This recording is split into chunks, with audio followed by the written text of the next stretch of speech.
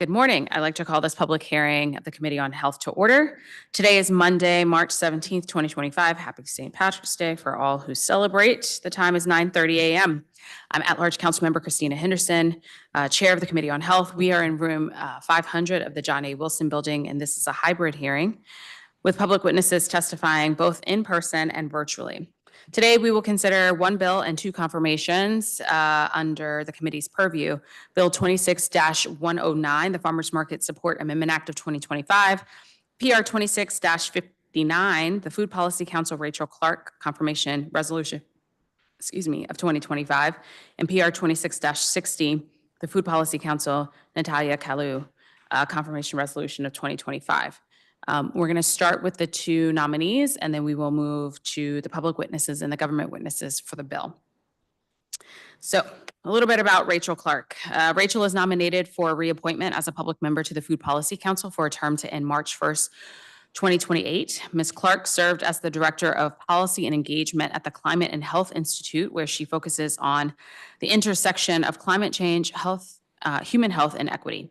Previously, she worked on DC food, nutrition, and environmental policy as the policy director for the Redstone Global Center for Prevention and Wellness at the GW Milken Institute of Public Health.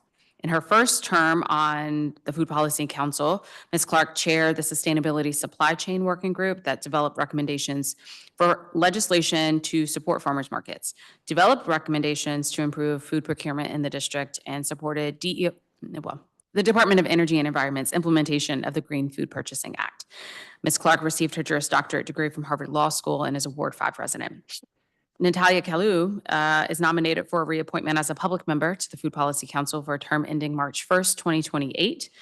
She's the founder and owner of Kalu Organics, a local seasoning and spices producer. Oh, okay. As well as the owner of Trini Vibes, a Caribbean restaurant and food truck. Through her businesses, she has gained firsthand experiences navigating district policies and regulation for local businesses. Previously, she served as the Chief Operating Officer for the DC Office of Administrative Hearings. During her first term on the Food Policy Council, she served on the Entrepreneurship and Food Jobs Working Group and focused on recommendations to streamline the licensing and permitting for small food businesses. Ms. Kalu earned her Master's of Business Administration from Florida International University, and she is a Ward 4 resident. I don't see any of my colleagues, so I'm going to go ahead and call the nominees up to the table. Don't be shy.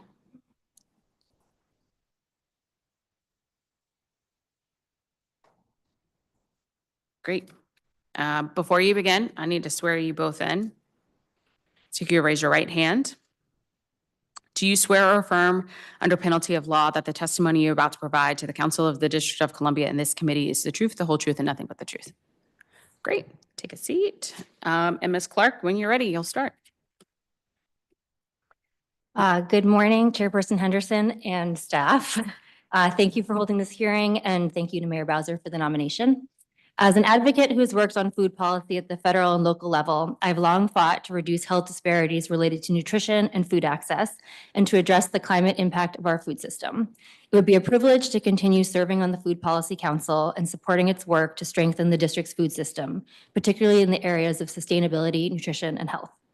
I first started working on food issues in law school when I realized that food policy combined my interests in public health and environmental law and policy.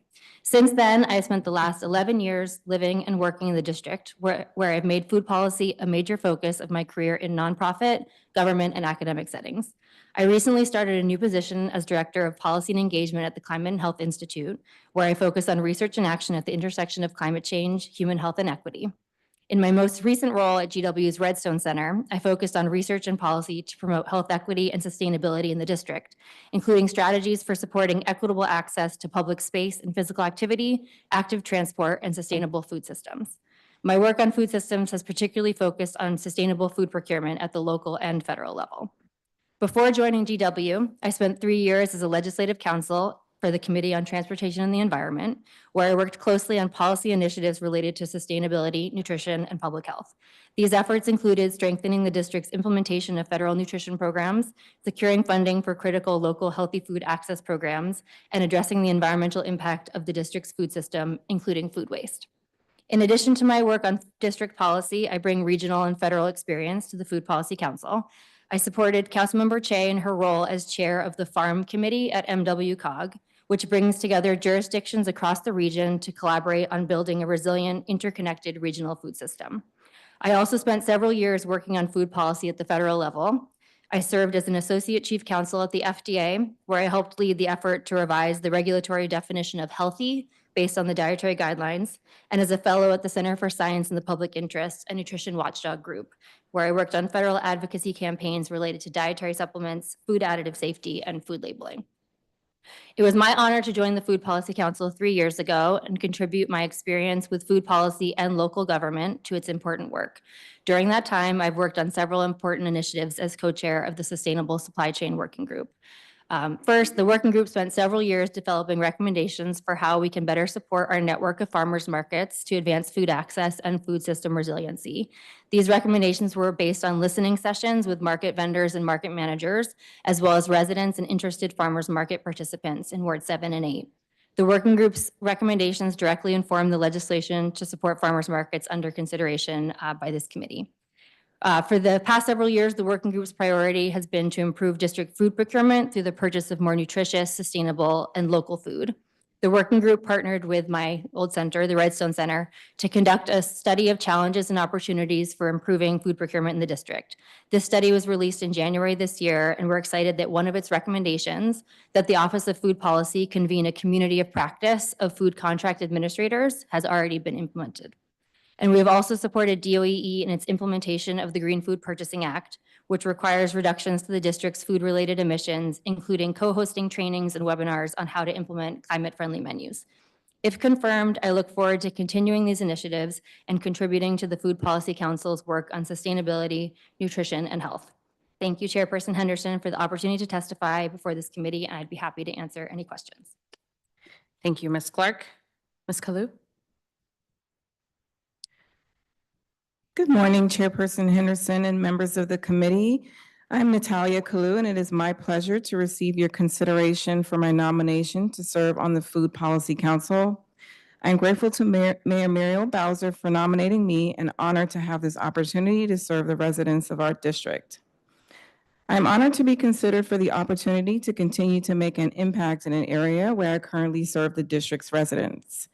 In 2019, I resigned from my previous position with DC government to focus on expanding my food business. I'm currently self-employed, operating one food truck, and recently opened our new full-service brick-and-mortar Trini Vibes restaurant and bar. In my current role as restaurant and food truck owner, I provide traditional, authentic Caribbean cuisine to district residents, sourcing supplies and produce from local wholesalers and suppliers. I keep abreast of food safety hazards, laws, and regulations, ensuring proper food safety practices are followed. I also hire local staff, provide training on proper food handling, manage inventory and food flow, and work to consistently grow my customer base through various partnerships with clients and various food truck networks platforms throughout the district. Since 2019, I have employed local residents and maintained their employment despite startup challenges and the impact of the pandemic, including limited funding resources. That being said, I have been successful in navigating the financial challenges of owning and operating a restaurant by raising capital. I'm the recipient of a Great Streets grant, Keeping It Cool grant, various micro grants, as well as an SMBX participant offering local public bonds to investors as a capital investment in Trini Vibes. I'm grateful and honored to have been considered for these funding opportunities and thank the district for considering my capabilities in supporting me in creating a viable service within the city. I was previously employed with the Office of Administrative Hearings from 2016 to 2019. I began my career with DC government as an administrative officer and was promoted to Chief Operating Officer. I managed budget preparation, enhancements, reprogrammings, closeouts, and assisted with internal audits. I've also worked with programs to develop the Performance Accountability Report and performance plans for the office while managing program targets, goals, KPIs, and measures. I was responsible for collaborating with various stakeholders to ensure the office adhered to its objectives and assisted with the programmatic and budgetary oversight for the Chief Administrative Law Judge at that time. My academic background consists of an MBA, a certified public manager certification with DC, and a certified government financial manager certification with the Association of Government Accountants. Despite having vast experience and exposure to government administration, my true passion lies in my role as a food entrepreneur. Being born in the Caribbean, I believe it is not a stereotype to say that we all communicate through the language of food and family. Being a food entrepreneur allows me to manage every aspect of building a restaurant from the ground up and continue to see growth in the form of happy guests and satisfied customers. I'm interested in and passionate about being of service to the community and leading the way for small, underrepresented groups and businesses. I have spent the bulk of my background being a mentor to those around me and leading by example, whether in my government career or in my current role. As a small and minority-owned business, I've collaborated with various groups and members, one of which is called Breadcoin, a nonprofit organization which provides food to groups with lack of food access. Neighborhood nonprofits hand out bread coins to people who are hungry or food insecure, whether chronically or situationally. Customers then take the coins to participating vendors such as myself and use them just like cash without stigma. We then serve restaurants using the bread coins to offer flavorful ethnic foods since they may not have access to it, especially in Ward 7 and 8. I've also partnered with KIP DC, Swaliga Foundation, College Bound, and various nonprofits aimed to empower and uplift marginalized youth and communities, exposing them to transformative educational opportunities. I have a unique background that allows me to bridge the gap between both worlds. I seek to identify and participate in creating efficiencies for underrepresented groups in the food industry, while also developing solutions to address licensing challenges and barriers to entry. I bring firsthand knowledge of navigating access to resources, the challenges faced by those in startup food businesses, and identifying methods to lower barriers, ultimately strengthening the food economy within the district. Additionally, one of the projects identified in the 2022 Food Policy Council priorities includes supporting entrepreneurs transitioning to brick and mortar establishments through resource sharing, policy recommendations, and leveraging district funds towards ownership. For example, lease rates and rental rates in the district are higher than in neighboring communities in Maryland. Many district wholesalers and suppliers have relocated to Maryland due to these rental increases. In my current tenure with Food Policy Council's Entrepreneurship and Food Jobs Working Group, I help identify barriers and challenges faced by food entrepreneurs post-pandemic via surveys and roundtable meetings. As a group, we work to identify solutions for new businesses entering the industry by collaborating with various district agencies to understand their process and assess best practices for streamlining the licensing process for food entrepreneurs.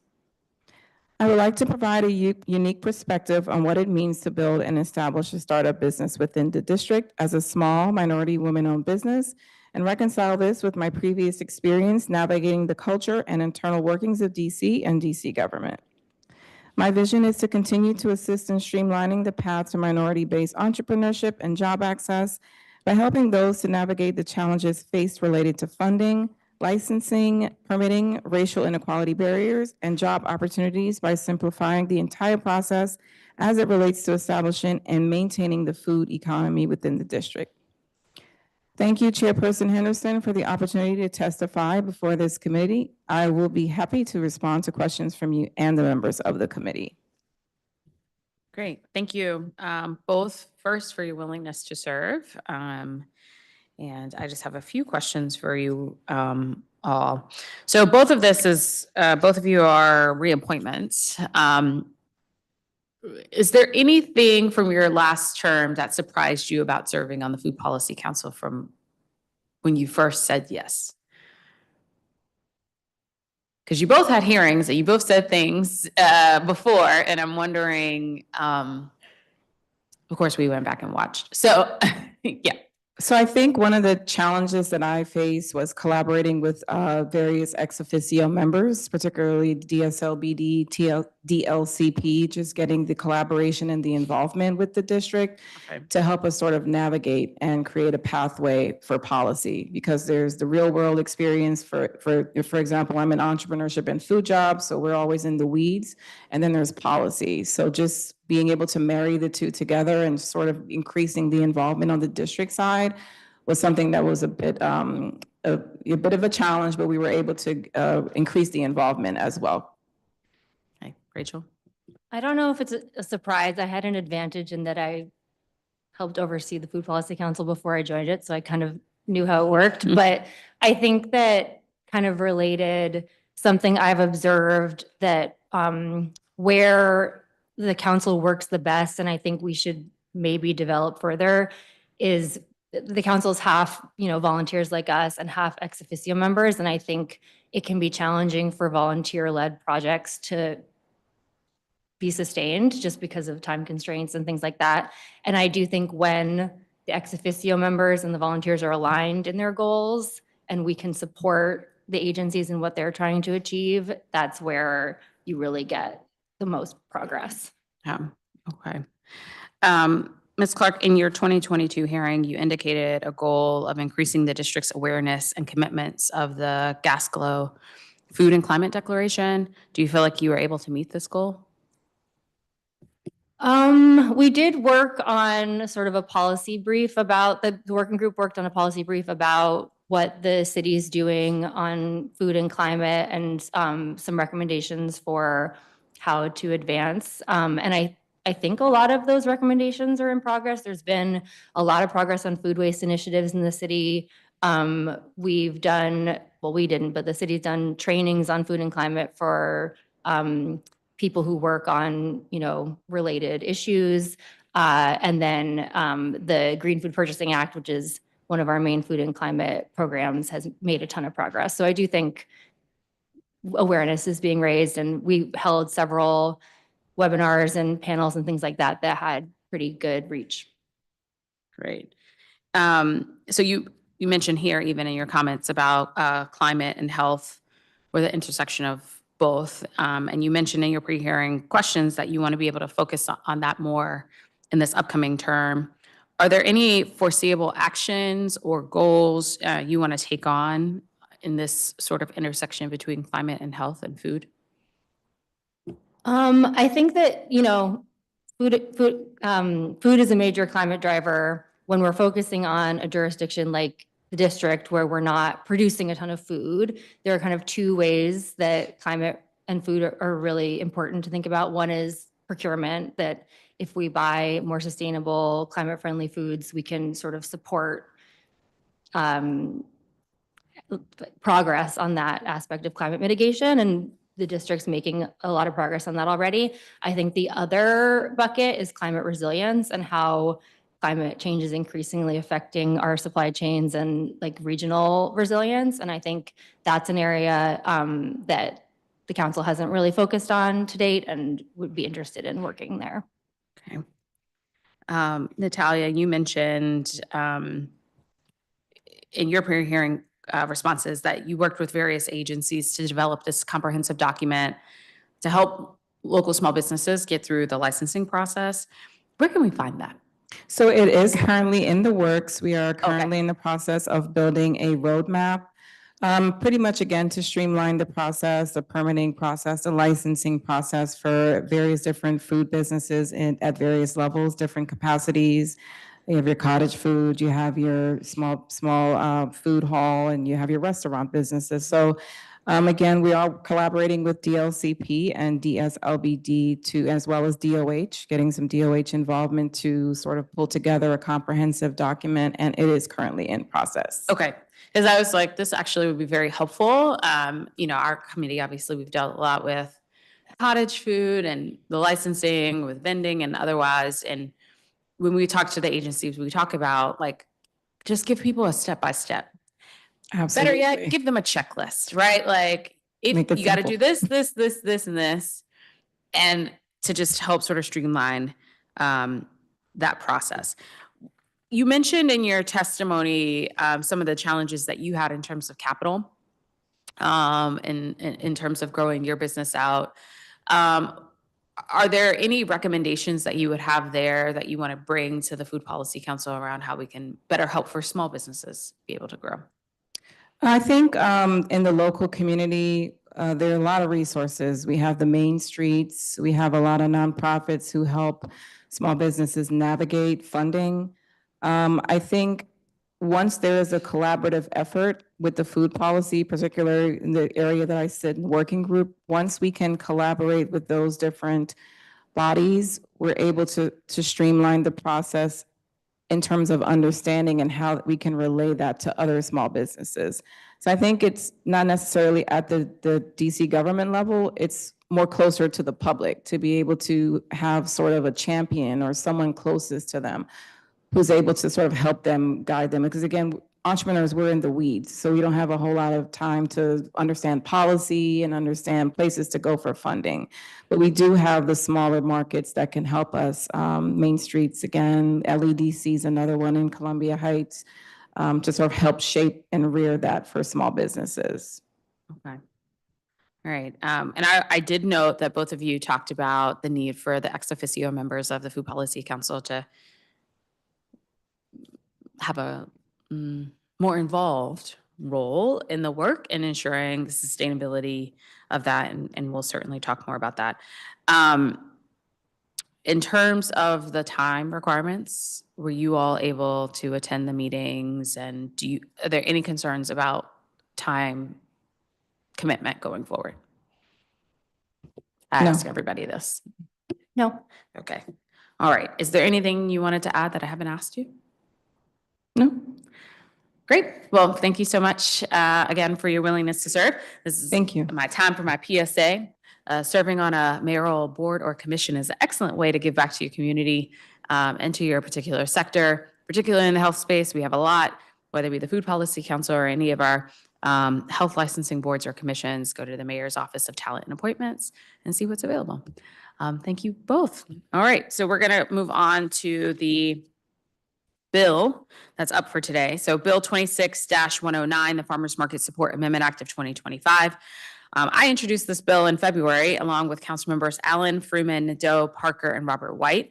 The legislation established a farmers market support program within the Department of Health to provide technical assistance and coordinate agencies to support farmers markets. The legislation also creates a grant program to incentivize farmers markets to open and expand operations in low food access areas. The legislation also standardized the permitting requirements and discounted permitting fees for markets operating in low food access areas. As you all know, farmers markets are essential for improving access to healthy, affordable, and supporting small farmers in the district and supporting small farmers and district small businesses, as well as helping to build community. There are currently 53 independent BC farmers markets operating across all 8 wards, and almost all of the district farmers markets host shoppers that use federal and local food assistance programs. The district also offers a wide range of benefits for low-income residents to shop at farmers markets, including the famed Produce Plus program and the farmers market nutrition programs for women, children, and seniors. They are a proven strategy to incubate small-owned businesses and to boost sales of nearby brick and mortar businesses in the areas where these farmers markets are located. Many neighborhoods in the district do not have access to healthy food, with approximately 330,000 residents living in areas that are classified as low food access at this point. 111,000 earning less than 185% of the federal poverty line.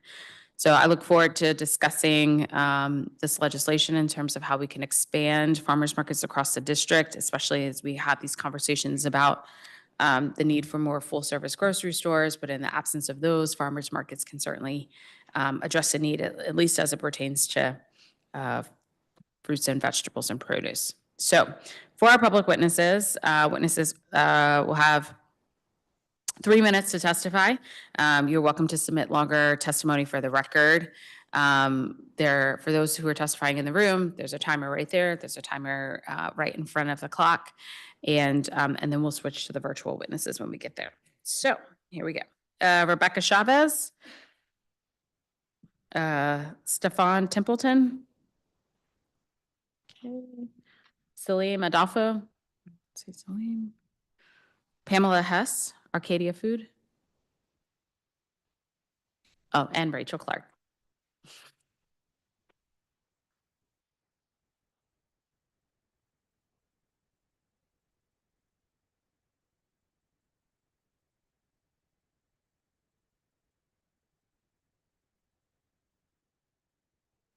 All right, Rebecca, when you're ready. Okay. Good morning, Chairperson Henderson. Thank you for this opportunity to testify. My name is Rebecca Chavez. I am the Director of Agricultural Programs at Fresh Farm. I oversee 19 farmers markets and farm stands across the city, hosting 67 regional farmers and 89 small businesses. Our organization is deeply committed to building a more equitable, sustainable, and resilient food system. And today I am honored to speak about the transformative effect of farmers markets as they fuel local economies, serve as placemakers, and provide vital food access points. The Farmers Market Support Amendment will uplift the Council's priorities to improve the quality of life in the district by developing a vibrant economy and doing so through implementing groundbreaking programs.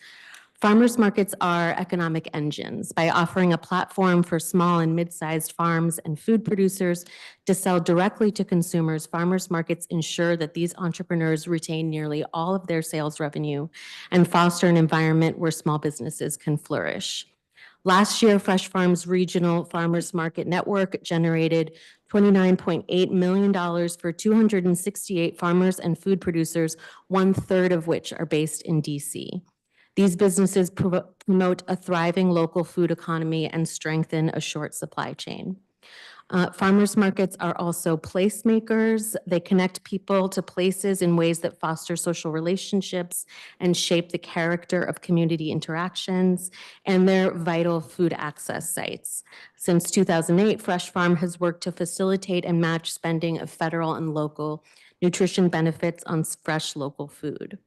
I also want to take this opportunity to urge the Committee on Health to include the creation of a single farmers market permit in the amendment.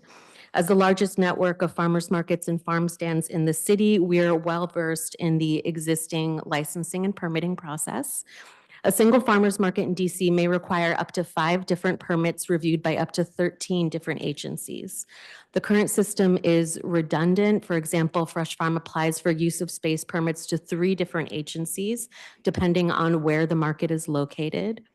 And the system lacks oversight and transparency. So for example, the use of space, I'll give the example of the use of space permit for public areas that's granted by DDOT. So over the past 5 years, this particular permit for the DuPont Circle Market was subject to internal review by different agencies every year between 5 and 9. And in 3 years of that period, the permit was approved by DDOT without response from up to 4 reviewing agencies. And the system is cost prohibitive. So even with the DDOT waiver this year, Fresh Farm is being requested by DPR to pay over $10,000 to host markets on the Columbia Heights Civic Plaza, which is a critical food access point. I see my time is coming to a close. So finally, we look forward to the successful passage of this legislation. The DC Department of Health has shown great leadership in their commitment to making farmers markets more accessible to all, and we look forward to seeing that agency take on this new and exciting endeavor. So thank you for your attention and for considering the value of building a strong local food system in our city. I look forward to working with the council to make the vision of this amendment a reality. Thanks, Rebecca. Stefan? Oh, gotta hit the button. Hit the button on your mic. Sorry. There you go. Thanks. Apologize. It's okay. Good morning. First, I'd like to thank you and the other council members, Councilmember Christina Henderson, for chairing this and inviting me to speak. My name is Stephan Templeton. I'm the Executive Director of the Farmers Alliance, formerly the Latino Farmers Association, which is a network of agricultural producers in the region that primarily relies on DC's farmers markets to distribute their output, as well as aggregated sales to institutions, schools, and other organizations. We're focusing on establishing distribution networks for organic or naturally processed products from low-income, low-access to market regions, and distributing those in low-income, low-access to healthy food communities, primarily in the nation's capital. We are currently the recipient of a USDA grant to do so, which is currently under review, apparently. I would say that our farmers markets in the District of Columbia operate in collaboration with causes, the UDC's College of Agriculture, in spaces such as East Capitol Urban Farm, Lamont Riggs, PR Harris, and they work very closely with other suppliers and people who are doing markets such as Ward 8 Farmers Market. Our task is to bridge a gap between farmer and consumer, and I would stress that diversifying the local supply chain with new markets and new producers produces income streams for producers with value adds. It's another stream of income to the community that requires support. And by giving our small to medium-sized producers a voice in Washington, we are really focused on providing healthy and affordable food to our communities, especially those in low food access, such as I mentioned earlier on. I'd like to just say that this is primarily and should be presented as a matter of food security and public health. Foremost, we must recognize that farmers markets are an integral part of the solution. They're proven tools for expanding access to fresh local food while strengthening community ties. I think it's important to mention that building resilient and sustainable food systems at a local and regional level is a matter of national security and should be viewed as a matter of resiliency, particularly in our capital.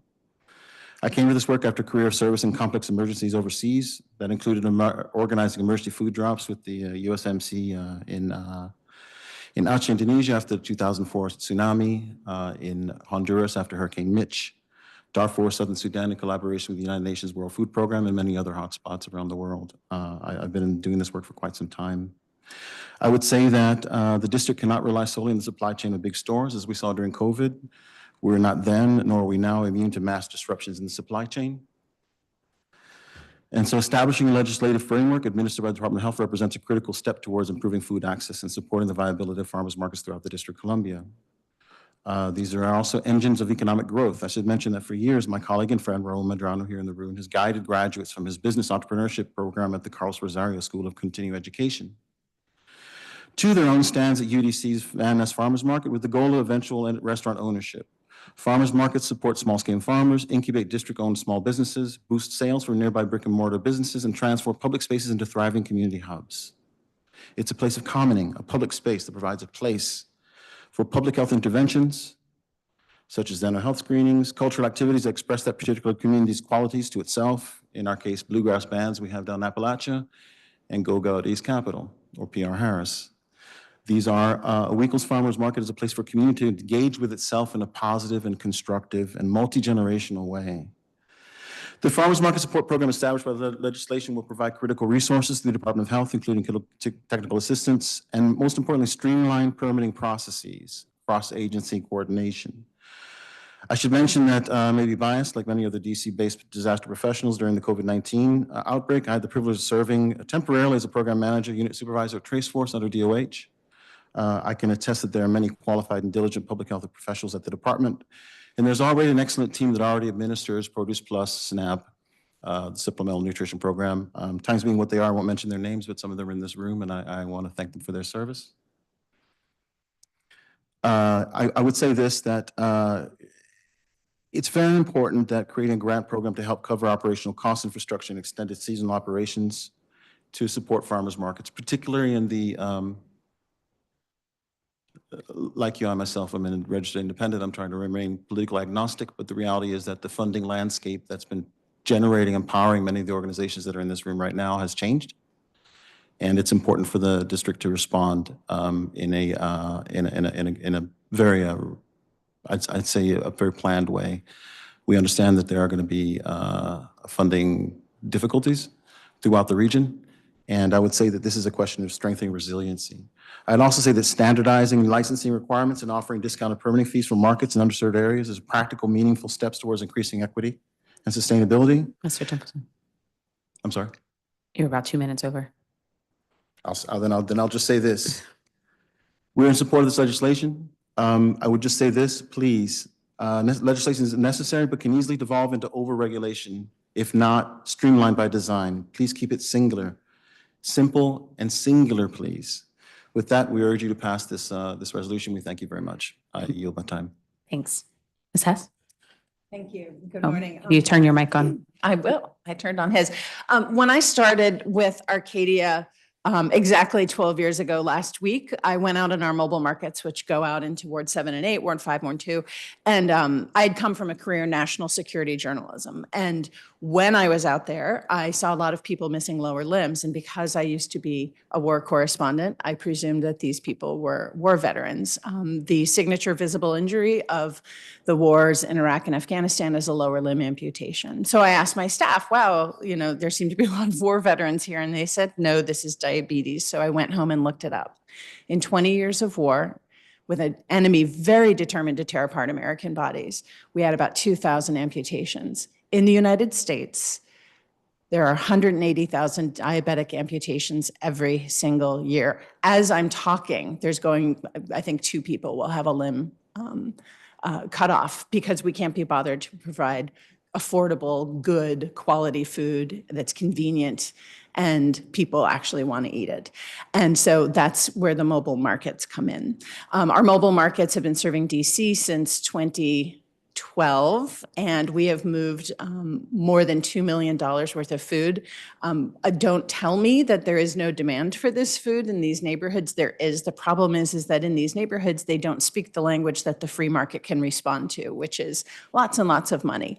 We keep our prices low through foundation grants and individual grants and by growing a lot of the food ourselves, but we support the local farm economy along with my colleagues here.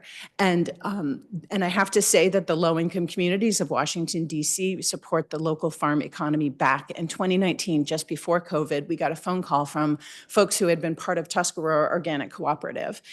They were, the primary organic source for restaurant Nora and other fancy places. And the cooperative had broken up, and the farmers in it, one of them called us and said, hey, if we reformed as a new organization, would you guys buy from us? And we said, of course, because we bought a lot of stuff from them because it was a really good, solid, whenever we were missing something, we always knew that they would have it. And they said, well, that's great to know, because it turns out Arcadia's mobile markets, and by extension, the lowest income people in Washington, D.C. were the single largest customer for Tuscarora Organic Cooperative. And as a result, Franklin Sustainable Farms was formed. We continue to be a customer for it, and therefore the people of Washington, D.C., the lowest income, are making that high quality food possible for everyone else in town, every restaurant, every farmer's market. And it's because of the lowest income people in Washington, D.C. having this demand. So thank you for this bill. Thank you for setting aside money to support organizations that go into these neighborhoods, because in addition to everything these guys have said, I have to tell you that a farmer needs to make about $2,000 per day in order to make it worth their while to be out at a farmer's market stop, because they're waking up at 4 a.m, maybe they're harvesting right then. Everything that they bring to market, if they don't sell it, they're going to have to donate it or trash it because it's been out in the sun all day. So we take that responsibility off of the farmers. We buy their food wholesale and we bring it into the neighborhoods where it's needed, where there are no grocery stores within about a mile, where other farmers markets are not. And I see you looking at the timer as if I'm going over, and I probably am. I want to endorse what my colleagues here have said. It's going to cost us about $5,000 in the current system right now in order to provide food in Ward 7 and 8. And that's $5,000 less food that we can provide that we're paying to the district for licensing. Get it, totally understand why licenses are necessary. Would love to see a simpler and less expensive program going forward. And I also want to say this, our landscape in DC very particularly has changed. For a very long time, a private foundation was funding something called the Food Security Initiative for many nonprofits that dealt in food, particularly in Ward 7 and Ward 8. They have pulled out of that space and are focusing on something different now, childhood wellness, health and wellness from 0 to 5. And that leaves a big hole in funding. And it's possible even that we will not be able to continue the mobile markets after next year without funding like the ones that you're talking about. I'm working hard to make sure that's not the case, because I do not want to leave the people of DC high and dry. But thank you for your support. Thank you. Ms. Clark. Hello again. Good morning, Chairperson Henderson and staff. Thank you for introducing this bill and for holding this hearing. I'm Rachel Clark. I'm a member of the Food Policy Council, where I co-chair the Sustainable Supply Chain Working Group. The views expressed in this testimony are my own and do not necessarily reflect the Food Policy Council. I'm here today to testify in support of the Farmers Market Support Amendment Act of 2025 for recognizing and supporting farmers markets as an important asset for health, community, and the local food economy. Farmers markets provide residents with access to fresh, locally produced food and serve as a critical market channel for regional farmers. While farmers markets are sometimes perceived as exclusive or favored by wealthy residents, as Food Policy Director Howe notes in her testimony, DC's markets are popular among residents of all incomes, races, and neighborhoods, and almost all of them enable use of federal and local food assistance programs. And thanks to DC Health's Produce Plus program and other incentive programs, farmers markets serve as important food access points across the city. Markets serve many other important functions as well. They're important gathering places for communities, transforming what is just traffic the rest of the week into vibrant public spaces. We heard in working group listening sessions with aspiring farmers market operators that they see markets as both food access points and community building resources. In the words of one aspiring operator, a family reunion every week. Farmers markets also support economic development. Studies have found that surrounding businesses see increased sales during markets, and they also provide an important proving ground for local food businesses. They're frequently the first stop for nascent food businesses that go on to create larger wholesale or brick and mortar operations. Yet it remains challenging to open and operate a market in the district, and disparities remain in farmers market access, particularly in areas that already face low food access. To explore how the district could better support farmers markets across the city, our working group convened listening sessions of current and aspiring farmers market operators to understand the biggest barriers and opportunities for farmers markets in the district. I've attached summaries of these sessions to my testimony. Some key themes include farmers markets see food access as a central part of their mission, and they rely on and want to maximize the use of SNAP dollars, local produce incentives, and federal nutrition program funds to achieve this objective. Markets also see their central role as connecting consumers both to healthy local produce and to their neighbors and local communities. Both aspiring and current farmers market operators struggle to navigate the complex permitting process. There's a lack of clear definitions, regulations, and guidelines for operating markets, leading to confusion regarding opening, licensing, and management. While market operators want to expand to underserved areas, this can be difficult due to transportation barriers, limited infrastructure, and the difficulty of ensuring market profitability. Market operators also want to extend market seasons, providing expanded food access, but this can be challenging due to infrastructure constraints and other barriers. In general, operators are looking for strengthened connections with the district government that recognizes the many benefits that markets provide and creates a supportive framework for markets to thrive in all parts of the city. Based on our findings, our working group prepared several recommendations, many of which are addressed in this legislation. These include creating a legal definition of a farmer's market, a designated farmer's market permit, and a streamlined process for establishing, renewing, and vending at a market, providing some direct financial support to farmers market operators, recognizing that they advance important DC priorities, such as supporting small businesses and expanding food access, supporting placemaking, visibility, and awareness, and maintaining funding and extending the season for Produce Plus. And we really appreciate the committee's efforts to increase funding for Produce Plus last year. This program is a proven way to support farmers markets in low-income neighborhoods by giving communities purchasing power to access fresh produce. Thank you again for introducing this important legislation, and I welcome any questions. Thank you to the witnesses for your testimony. And for the continued work that you all do in the food access area. Thank you, Ashley. I'm going to stick to 1:00 because everybody else is sticking to 1:00, sort of. It's okay. It's okay. All right. Rebecca, I wanted to follow up on your testimony. 5 different permits involving up to 13 different agencies. I've had conversations with DPR, DDOT, DLCP, DC Health around how we sort of try to streamline this. But one of the questions that they always say is like, well, who's on first? Like, who's going to be responsible for doing the other part pieces, given all of the different things? So the conversations have certainly started, but I think amplifying sort of the like ridiculousness of like, I need 5 different permits to operate. Can you just, for the public, sort of explain which each of those permits would be? So one obviously is for the public space. Then you need a permit for what?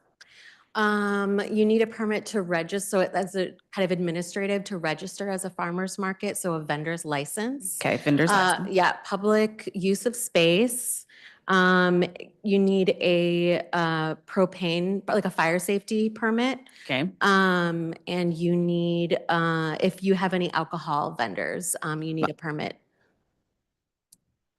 And What am I missing? you're not missing the Oh. permits, but there's also, you have to have Just turn your mic on. Yeah. sorry, you also have to serve safe. You have to have a comprehensive site plan. You have to have an operational Yeah. plan. You have to submit your staff list to various offices.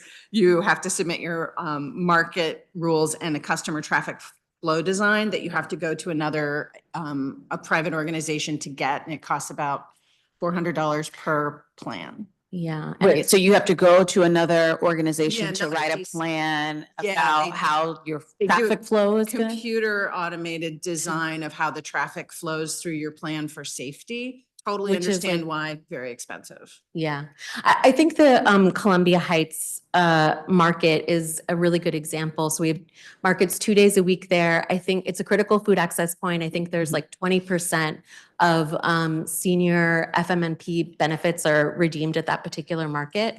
The Civic Plaza, DPR is, requesting that Fresh Farm pay $10,000. Now, to let me be follow there. up on that because I talked to the director and she said that it had been taken care of. Good. It hasn't been communicated to us. That would be great. If we moved over to the street, we would have the DDOT, we could close down the street, we would have the DDOT permit, we wouldn't have to pay anything. But yeah, I have not heard any notification from DPR. Okay, I'll follow up. But I will, yeah, that would be lovely. Because when you emailed, I did Yeah. ask what was going on here, because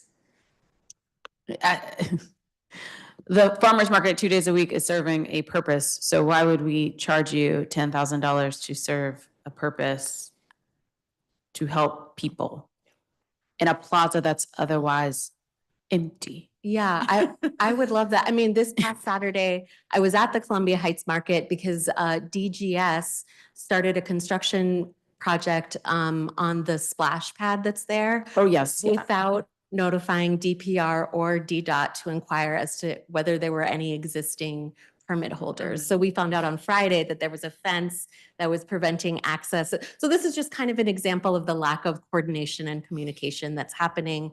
We were able to get it taken down and we're going to accommodate the permit moving forward. But yeah, it's an example of the challenges. What is the tagline of DC? Resource rich, coordination poor? Yes, that is an excellent example. It's a splash pad for which DPR manages the splash pads. So, and DPR is a client of DGS. So like they're, okay. All right. This is an excellent conversation in terms of why we need sort of this office and the coordination piece. Ms. Hess, how you started your testimony, I think it was just sort of very striking around what we're talking about in terms of the number of individuals who have diabetes. We have oversight over United Medical Center or the not-for-profit hospital corporation. And we're often looking at their census data, right? How many people are coming in, what type of people you're serving, X, Y, or Z. And I want to say like last year, I think it was something like 85% of the individuals who were admitted to UMC also had diabetes. Right? You might not have been admitted for diabetes, but it was a co-occurring Morbidity. that we had to Yeah. that the hospital also had to manage and sort of deal with in the same vein. And we've had some conversations about this with DHS, Department of Human Services, in particular around what types of foods are being served at homeless shelters. Knowing that you have this high number of individuals who have particular needs from a health and diet standpoint, you can't just serve the regular, stable shelf meals and think that it's going to work for everyone involved. Doesn't work for anybody. You either pay the farmer or you pay the doctor. And the issue with diabetes and all of the other chronic diseases, we like to treat them as healthcare problems, but really they're food system problems. And if you address it at the food level, you're going to have a lot fewer downstream costs. In DC alone, we spend as a city almost $500 million just treating diabetes, and that doesn't include hypertension and heart disease, which are even more prevalent. And I focus on diabetes because this is 100% preventable if we could be bothered to make sure that everybody has easy, affordable access to good food that promotes health and not disease. Yeah. Yeah. The number one killer in DC was heart disease last year. Right. And also, a comorbidity and absolutely related to food and the kind of foods that people have regular affordable access to. Here's the very important part is that low-income people have a very high demand for this food. It's the same, the people, regardless of income, know what they should eat and know what their bodies crave. What you eat is dictated by where you live and the food that you have access to, by your food environment, which is in itself dictated by how much money you have and by your zip code and what your transportation options are. And if we could change that, then we can start worrying about telling people what they should and should not be eating. But the choices, I would say that a lot of people in this city are not making bad choices. They just don't have good choices to choose Or from. any choices. Yeah, exactly. Really. Exactly. There's a researcher in the DC area, Marcia Chatelain. She did a lot of research around McDonald's. Mhm. Something about like, the book is something Golden Arches. Anyway, she talks about how when you look at like how many McDonald's are sort of in these quote unquote low food access areas, in comparison to fresh produce or grocery stores, et cetera. So to your point around when someone says they're making terrible choices, Yeah. it's like, Yeah. is it a choice if, a bag of salad is $7.99 Mhm. and I can get an entire Yeah. value meal Mhm. for $5 Right. or whatever. Yeah. Um, Yeah. People are making rational choices. with Yeah, their- and we're not going to solve all of the things, but we definitely certainly need to do more here. All right, I don't have any further questions for you all. Please make sure you provide your written testimony for the record if you haven't done so already. But thank you so much for being here. Appreciate it. All right, we're going to go to our next panel. Mark Scott. Mark's here, great. Nick's here. Nick Stavely. Shannon Stokes. Shannon's here. Oh, Petworth Community Market. That's my market. Raul Mandero. Okay, great.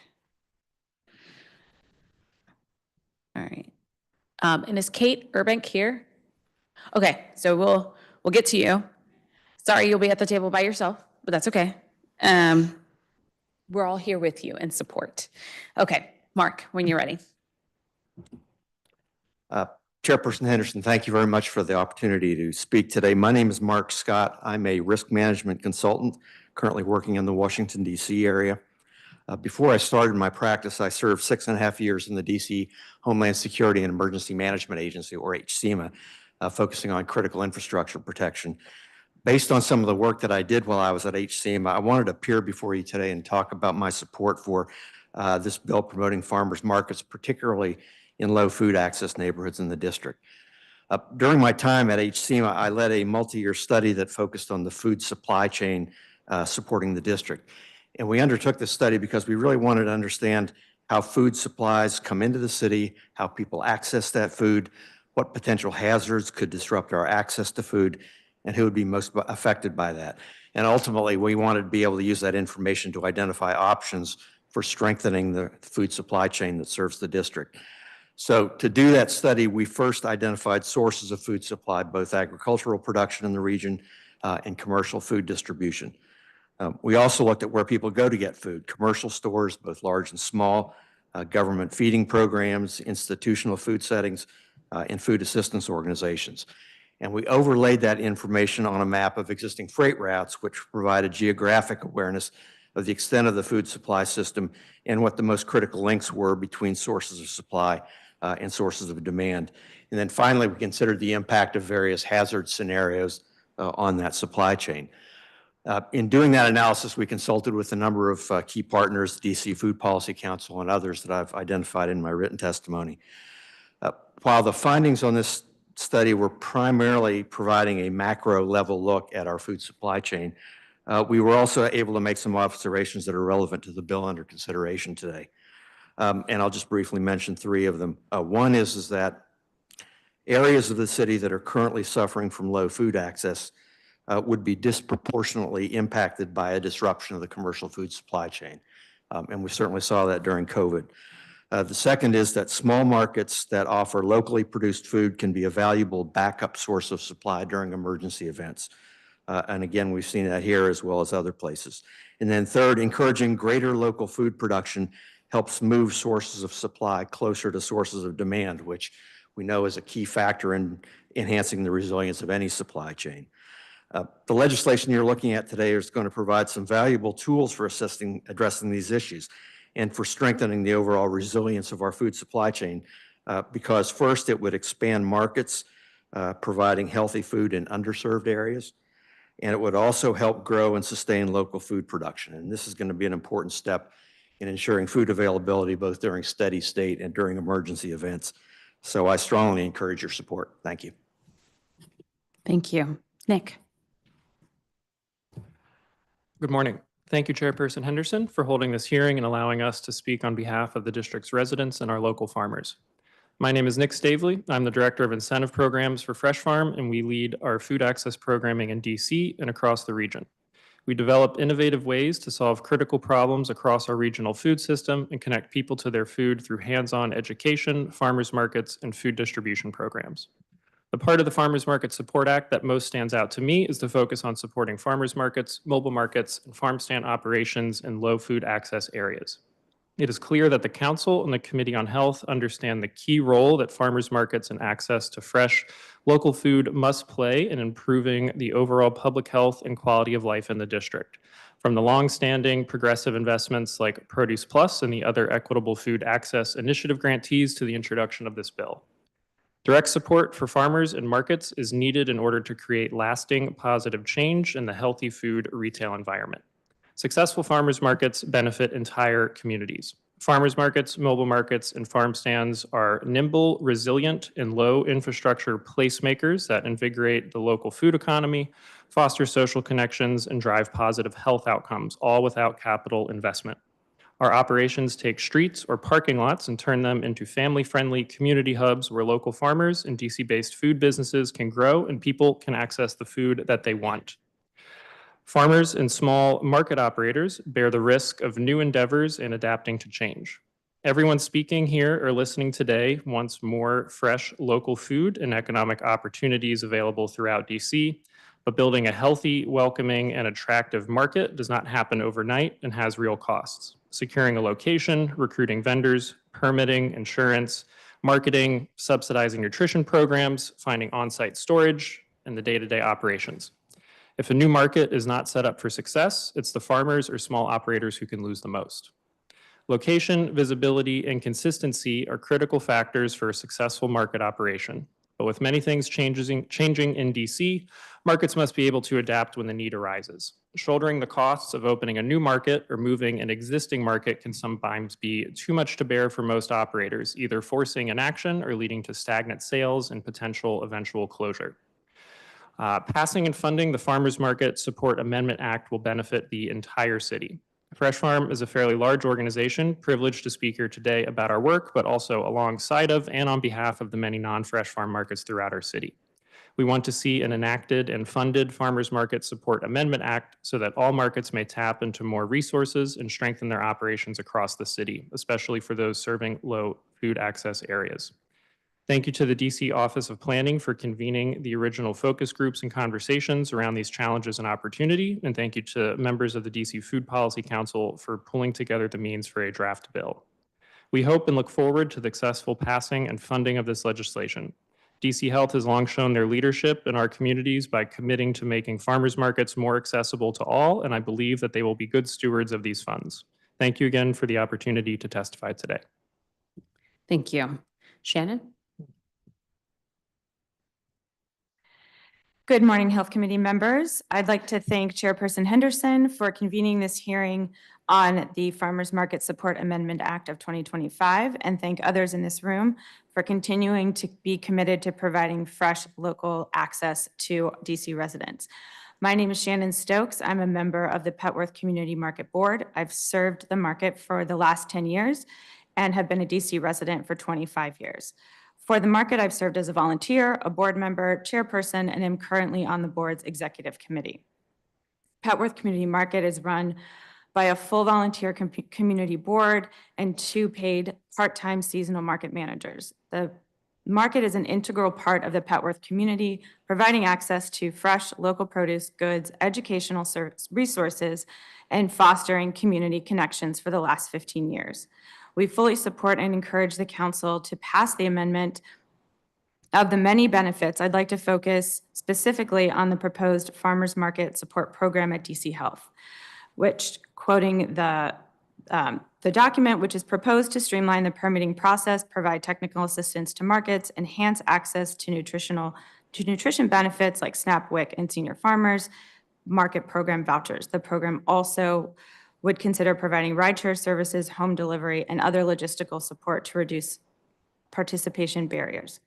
Over the years, the permitting process to stand up the market year after year has been inconsistent, challenging, and very time-consuming. Our market managers and board spend a significant amount of time preparing and submitting the permit for each season. Not including the market seasons during COVID, our layout and other permit factors have not significantly changed in 15 years. However, the approval for our permit continues to get stuck within the approval system for months due to the various departments, DDOT, DCRA, DPR, et cetera, involved in the process that do not have a streamlined process for communication. For example, in 2002, our permit submission had been misclassified as a construction permit, delaying the approval of our permit and therefore access to the DDOT issued no parking signs until the night before our market opened for the season. And specifically, 9:30 p.m. they came in. So that was wild. Another example is the PC Market Board worked closely with a council member on the farmers market fee cap amendment of 2017. In the years since the committee passed this amendment, we have been incorrectly charged thousands of dollars in meter fees. Thankfully, we have the legislation that you all passed to have these fees removed. However, this is after much back and forth that further delays our permit approval and just wastes a lot of people's time. The Petworth Community Market will also benefit greatly from the program's ability to enhance nutrition benefits like SNAP, WIC, and the Senior Farmers Market vouchers. Bless you. Since 2001, PCM has accepted credit cards and benefits for those food assistance programs. In an effort to eliminate affordability as an obstacle to access fresh local produce, PCM also offers a matching bonus dollars program. Our program matches any SNAP, WIC, or senior benefit in an effort to continue to remove that barrier for our community. Last year, we provided $6,000 in additional funds to our Petworth community. As financial and food insecurity continue to impact our community, we want to ensure access to these programs and offer affordable ways to make the markets even more impactful. As we work to remove affordability as an obstacle to fresh produce, the program's intention to provide rideshare services, home delivery, and other logistical support to reduce participation barriers also resonates as a vital need for our community. The Petworth Market is metro train and bus accessible. However, we know that many members of our community have transportation challenges when they have a bounty of purchases, inclement weather, or have physical limitations. Thank you very much for your time this morning. I strongly encourage the committee to pass the Farmers Market Support Amendment Act of 2025 to support the important community building efforts of all the district's farmers markets. Thank you. Thank you. Raul. Good morning, buenos dias. My name is Raul Medrano. I'm the owner and founder of Café Medrano, LLC. We are producers of organic coffee in Honduras with our family. We import it. We roast our coffee in the DC area. Since 2018, we have been at the UDC Farmers Market at the Van Ness campus through currently. I am also an instructor, mentor, and coach for a small business entrepreneurship program here in DC that Stefan Templeton, Executive Director of the Farmers Alliance, referenced. And many of my graduates of the business program, we encourage them to become vendors at the UDC Farmers Market as that first soft landing of an entrepreneurship. Many of our vendors are adult immigrants from various nationalities from around the world, and this is their first opportunity in developing their entrepreneurship skills here in the DC area. And our programs, myself and the Farmers Alliance, are good mentors in that of these startup small businesses. Also, I've witnessed and have helped coach many of them develop into food truck vendors, catering services, exploring brick and mortar options here in the DC area as well as their continued growth and expansion in this whole, as a result of the farmers market experience. I'd like to also bring up the fact that when COVID arrived in 2019-220, the UDC Farmers Market continued its operations, being compliant with distancing and safety measures. It was a great opportunity to experience what it is to operate a farmers market under such circumstances. And the popularity of farmers markets we saw expanded as a result of that. And so I think the issue of food safety, food security comes up, as many of my colleagues have referenced. I think farmers markets help address that concern. It could be that we may evolve into a similar situations in the future with different circumstances, but I think farmers markets have a key role in this area as an economic development engine, as well as far as addressing food safety concerns, in developing future entrepreneurs as well in the DC area. And so I just wanted to say thank you again for this opportunity to Councilmember Henderson and allowing us to support and to advocate for the Farmers Market Support Amendment Act of 2025. Thank you y muchas gracias. Thank you. And thank you to this panel of witnesses. Mark, I'll start with you. So I had a war correspondent earlier, and I have somebody from Homeland Security and Emergency Management talking about food resilience, which is an interesting sort of theme around how critical it is to pay attention to supply chains, even from a defense standpoint. Or the study that you did at HCMA, what happened with it in terms of the recommendations that you all provided? Well, first I would say, since I'm no longer with the agency, I'm not going to speak for them, but I can tell you that before I left, we had applied and received a second grant to actually implement the findings from our first study. And so at the time of my departure from the agency was starting to go through a number of different recommendations, a lot of which had to do with how the different jurisdictions in the National Capital Region could work together to improve food access. And I've spoken to the folks that are continuing that work, and they've said, if you'd like, I can offer staff that contact information and they can share a lot more information about current activities. Yeah, that would be great. If you don't mind, we'll happily follow up with you on that. I think someone had mentioned in the earlier panel, right? We have farms, quote unquote. We have like small community garden farms, and some of those are thriving, and those plots are very good in terms of helping to supplement and support someone's particular household. But we don't have the large farms that Virginia and Maryland have. And so when we talk about supply chain and how do you get food into the district, it is something that we do have to talk about if there are disruptions, because we don't have it here, if you will. So we'll definitely follow up on that. Nick, thanks so much for your work and for all that you do. I think the point that you said of visibility, consistency, and local is super, super important. I'm curious, and well, maybe this is a better question actually for DC Health, but so I'm going to say what I'm going to ask them, and then hopefully they can figure it out. In terms of, I think earlier I mentioned there are currently 53 independently operating farmers markets in the district. And I'm curious, how many do we have in a year that fail? In that you have farmers who are not able to, what did she say? What did Pam say? Pamela say, needs to make 2,000 a day in order to make it worth it. So, you know, I'm very curious in terms of more on that, but I'll ask DC Health that. The streamlining of the permits is well heard.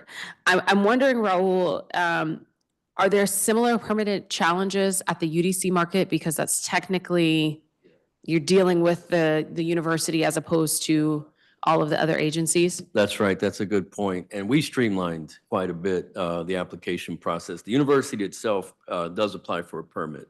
Okay. Right, in that sense. What we require, again, is basic that the business be registered as an LLC of some other legal entity as Right. well, that they all have to have liability insurance for sure, in that sense. They also have to provide, if you're selling food, the ServSafe managers and the ServSafe certifications as such. And we provide technical assistance too as well. We try and not complicate it for the vendors. That's great. Because we're dealing with an adult immigrant population. And so the more hoops you create, it's hard enough for mainstream English language speakers, let alone adult immigrant English language learners, right? And so we're sensitive to that, and we're very intentional with that at UDC and the farmers market that we have. Yeah. And so we've been able to streamline such, and we've been compliant in doing so. Yeah. Now, see, I recognize from a permitting standpoint, there might be a different permit if you are having to shut down a street, so Petworth or even DuPont, right? Or multiple streets in terms of DuPont versus using a plaza or a parking lot or, an area that exists where you're not impeding traffic from flowing. But it seems as though it doesn't matter.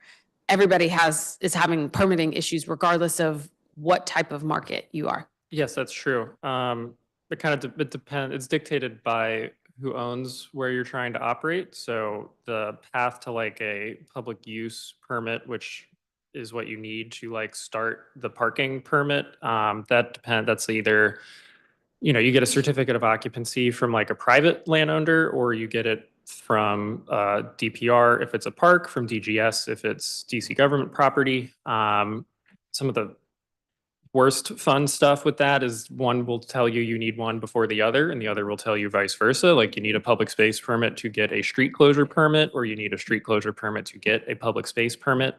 So there's multiple paths to trying to start the permit process, and all the agencies, as referenced before, are kind of asking similar or silly things. When I used to do this, I did get stuck at the old DCRA. They thought we meant like giant carnival tents, and I was instructed to get like a building permit to put up the tents to get the public space permit, and then it's like flagged as such.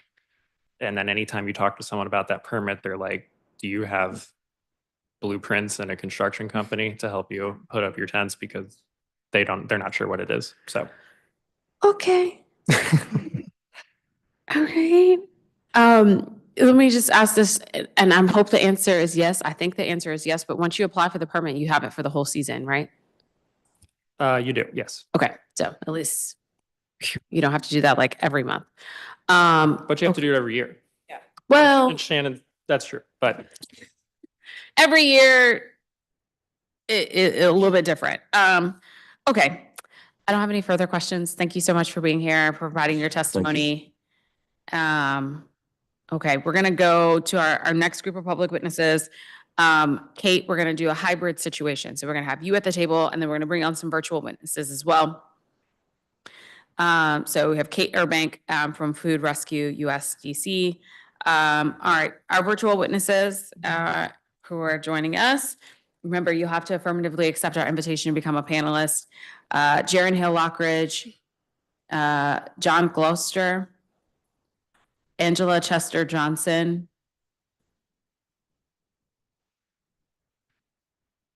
and we'll see who we got here.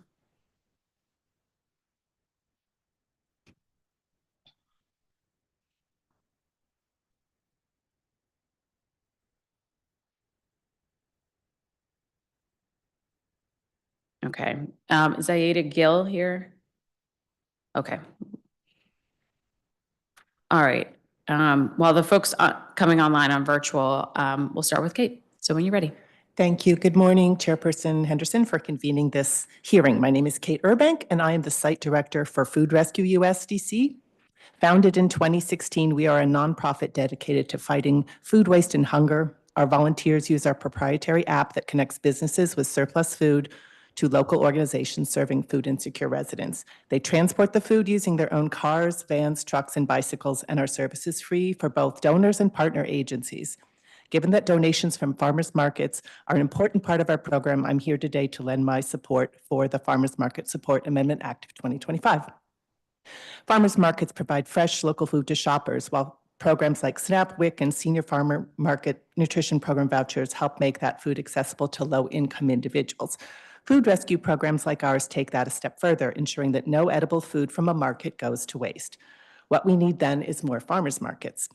By reducing barriers, this bill will increase the number of farmers markets across the district, expanding access to fresh local food, especially in low-access areas. Whether from long-established markets or newly created ones, Food Rescue USDC volunteers will ensure that surplus food reaches those who need it most rather than going to waste. Over the years, we've rescued tens of thousands of pounds of fresh produce and local artisanal products from farmers markets in DC. This food has gone directly into the hands of veterans, seniors, families, and individuals in need.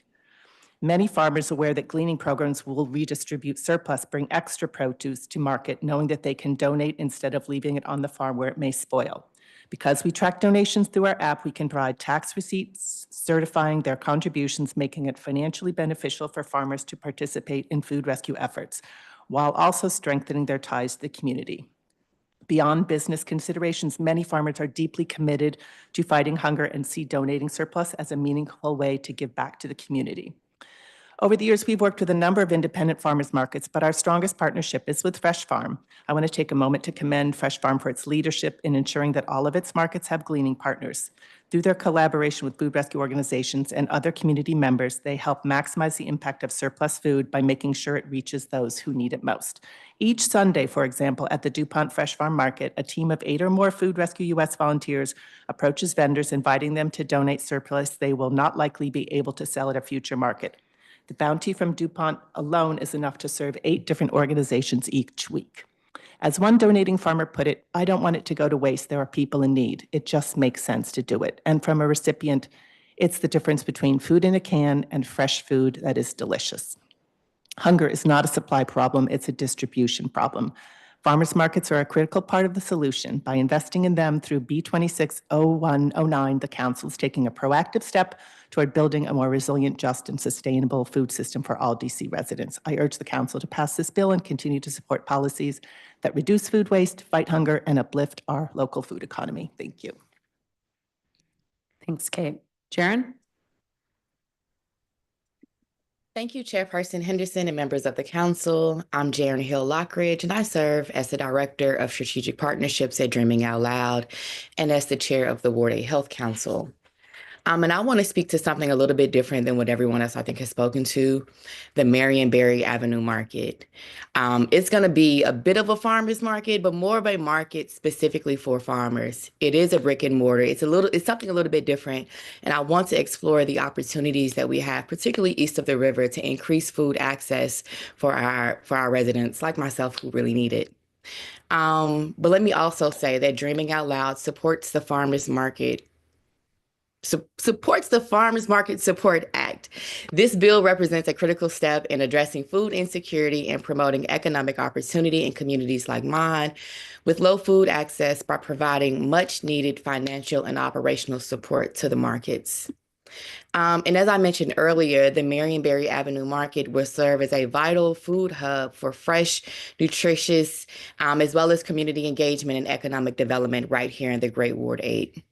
However, as you know, operating a new market in areas with low food access will present unique challenges, including the high operational costs, limited infrastructure, as well as the constraints that come with the seasonality of our work.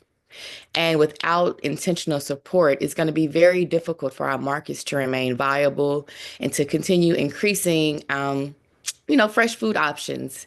So 2 things that I want to bring to the attention of the committee. Supporting local farmers and food sovereignty intentionally. We recognize that this bill will really help benefit Black, Brown, Indigenous, minority, the people that really need it the most in terms of sustaining the markets and the contracts and the infrastructure needed to do this. Also, this will significantly help with the sustainability of the markets. As you know, our organizations are deeply committed and engaged in the food spaces. We do all that we can to support urban agriculture, and we've witnessed firsthand how transformative the support from the council and DC government can be in making food more accessible to folks east of the river. So again, thank you for all that you do, and I look forward to any questions that you may have. Thanks, Jaren. John? Good morning, Chairperson Henderson. How are you? I am John Gloucester. I am the founder and board chair of the Ward 8 Farmers Market and a Ward 8 resident. The Ward 8 Farmers Market is the creation of Ward 8 residents who banded together to help solve our community's needs. It was a bold self-empowerment move at a time when the ward's residents felt disempowered and cast off. I want to thank you, Chairperson Henderson, and the co-sponsors for introducing the Farmers Market Support Amendment Act of 2025. If approved and appropriately funded, this legislation has the potential to be transformative for the farmers market landscape and relieve food insecurity in this very scary period that we're entering, while also reducing the scarcity of healthy food alternatives, including for those with financial means in the district, especially in its less affluent neighborhoods. We are particularly interested in the provisions of the Act that call for the creation and administration of a farmers market grant program by the Department of Health. The Act is very well conceived. It specifically covers uses for many of the greatest needs, including funding to extend operations beyond traditional seasons, public safety and cleanup considerations, and of course, customer incentives and matching programs. But there is a use which is not specifically mentioned, but would be very helpful, and that is a farmer's buyback program. It is difficult to attract and retain farmers in an economically challenged area. A buyback program is a program that guarantees the farmers a minimum amount of sales by buying the produce that the farmer bought but did not manage to sell each market up to a defined amount.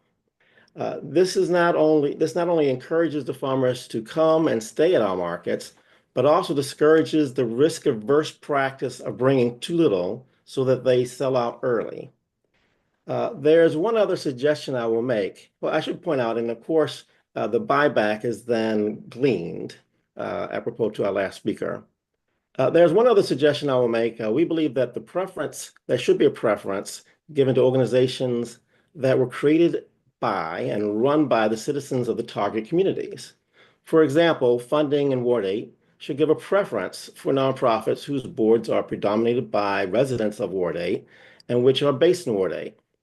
There is an important self-empowerment element that is so important and often neglected in economically challenged areas. Too often, well-intentioned efforts are not fully embraced by communities that see the solutions for their problems being parachuted in from across the river. I should mention finally that I am also a member of the Ward 8 for Action, which is a committee convened by the United Planning Organization, the UPO, to advise the council, mayor, and others regarding the budget priorities of citizens of Ward 8. Ward 8 for Action is now releasing its report, and I can say that the passage of this act would be a good step toward meeting the food insecurity element of the committee's budget recommendations. Thank you for your time today. I will submit full testimony in writing, and I'm available for questions. Thank you. All right, I don't see Angela, but I do see Adia. Yes, thank you so much, Chairperson Christina Henderson, and for the committee member for this time today. My name is Adia Gill. I'm a fifth-generation Native Washingtonian. I'm in the process of becoming a perinatal community health worker through Mama Toto Village. And as a perinatal community health worker, it involves identifying and facilitating change that promotes the health of expecting families, as well as their surrounding community. I am in strong support of the Farmers Market Support Amendment Act of 2025, which has a great opportunity to support food equity for residents across the city, especially those in food desert areas. It is a well-known fact that residents east of the Anacostia River, in comparison to the rest of the city, have limited to no access to quality food resources, and whatever higher quality food that is available is largely financially inaccessible. So this bill's provision for streamlined permitting and extended operation dates that allow farmers to grow their businesses will also provide access to nutritious food, for fresh food for residents at prices they can afford. So growing up, my mother was a single mom, and she was really determined to feed us quality food. And she was able to do that through using programs such as SNAP and WIC, which allowed her to shop at farmers markets. And we were also fortunate enough that we had reliable transportation to and from farmers markets, since there weren't any close in our vicinity at the time. For those without reliable transportation, this bill's inclusion of rideshare partnerships is really critical. It eliminates barriers in transportation, which all too often stand in the way of accessing healthy food. So by increasing access to quality food, we're encouraging better life choices and promoting health and wellness. So I encourage you all to support this bill, which is paramount in bridging the food access gaps and creating a more equitable community here in DC. So I'm available for any questions should you have any. Thank you. Thank you. And thank you to this panel of witnesses for your testimony. I'll start with Kate. I think the work that you all do is pretty fantastic in terms of trying to ensure that food waste doesn't just exist because of the distribution problem. I think you said hunger is not a supply problem, it's a distribution problem. Are there any challenges that you have run into in terms of the work that you all doing around rules and regulations in the district? I can't say that there are. Okay. That's good. I mean, that's a great answer. I'll probably find some though. No, I mean, don't go searching for issues. If there is one, let us know. Okay. Thank you for being here and for your testimony. Jaren, thank you for your testimony. I think when you're talking about the market that's coming online, obviously the challenges that you all are facing are a little bit different because you've had to deal with Department of Buildings to get the permitting for your physical brick and mortar.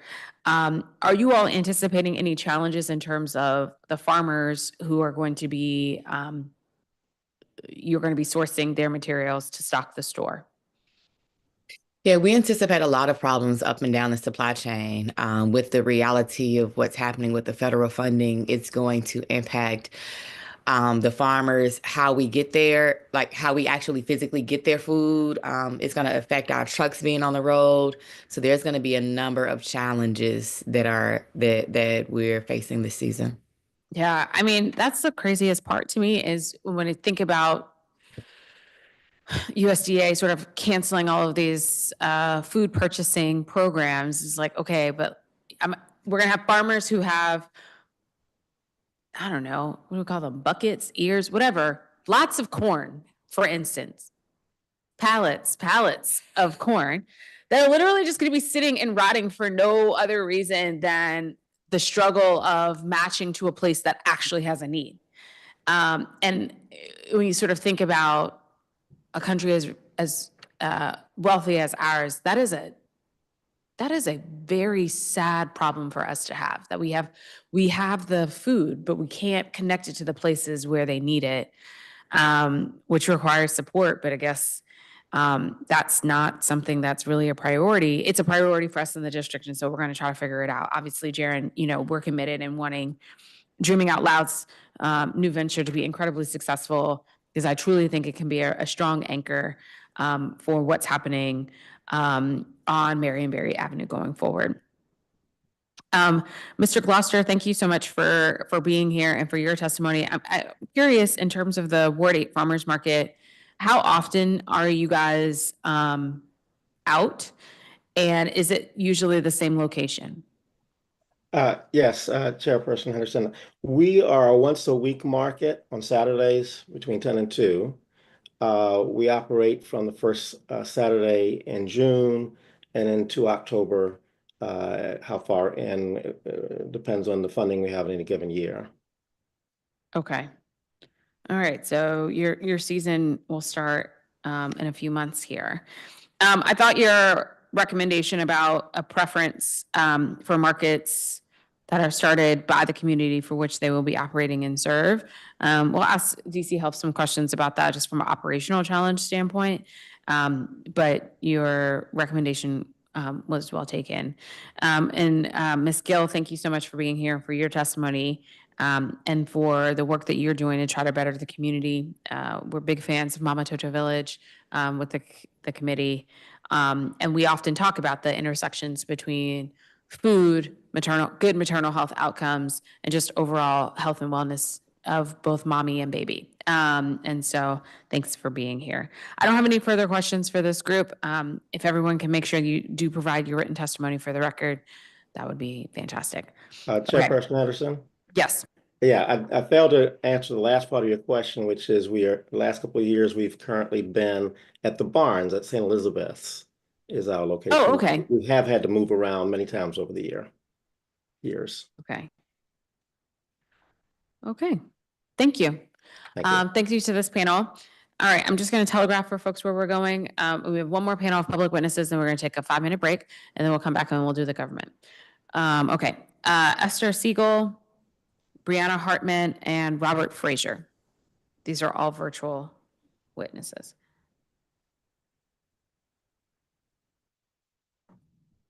Again, if you're a virtual witness joining us, you have to affirmatively accept our invitation to become a panelist.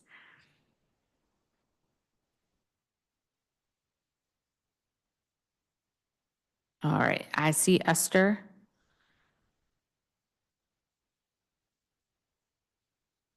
Esther, if you're speaking, you're on mute. Okay, I think I got it. Okay. There you go. We can hear you now. Okay, thanks a lot. Before I start, I just want to say that it's really been very, very helpful and educational to listen to your other panelists, and they've pretty much taken most of my thunder. So I'm sorry if I'm going to be duplicating what some of the people have said, but I think it's important to emphasize some of the issues. So my name is Esther Siegel, and I'm the co-founder of the Licking Creek Bend Farm. And I wanted to thank you for the opportunity to speak to the Farmers Market Support Amendment, and for the council members, including yourself, Ms. Henderson, for recognizing the importance of this bill, especially for low food access neighborhoods. And also my focus has been to implore you to dramatically improve the permit process, as you've heard. And I will be giving some examples. I hope that you'll read my full testimony, as I only have about 3 minutes here, with much more that includes an invitation to our annual Farm Visit Day on Sunday, June 8th.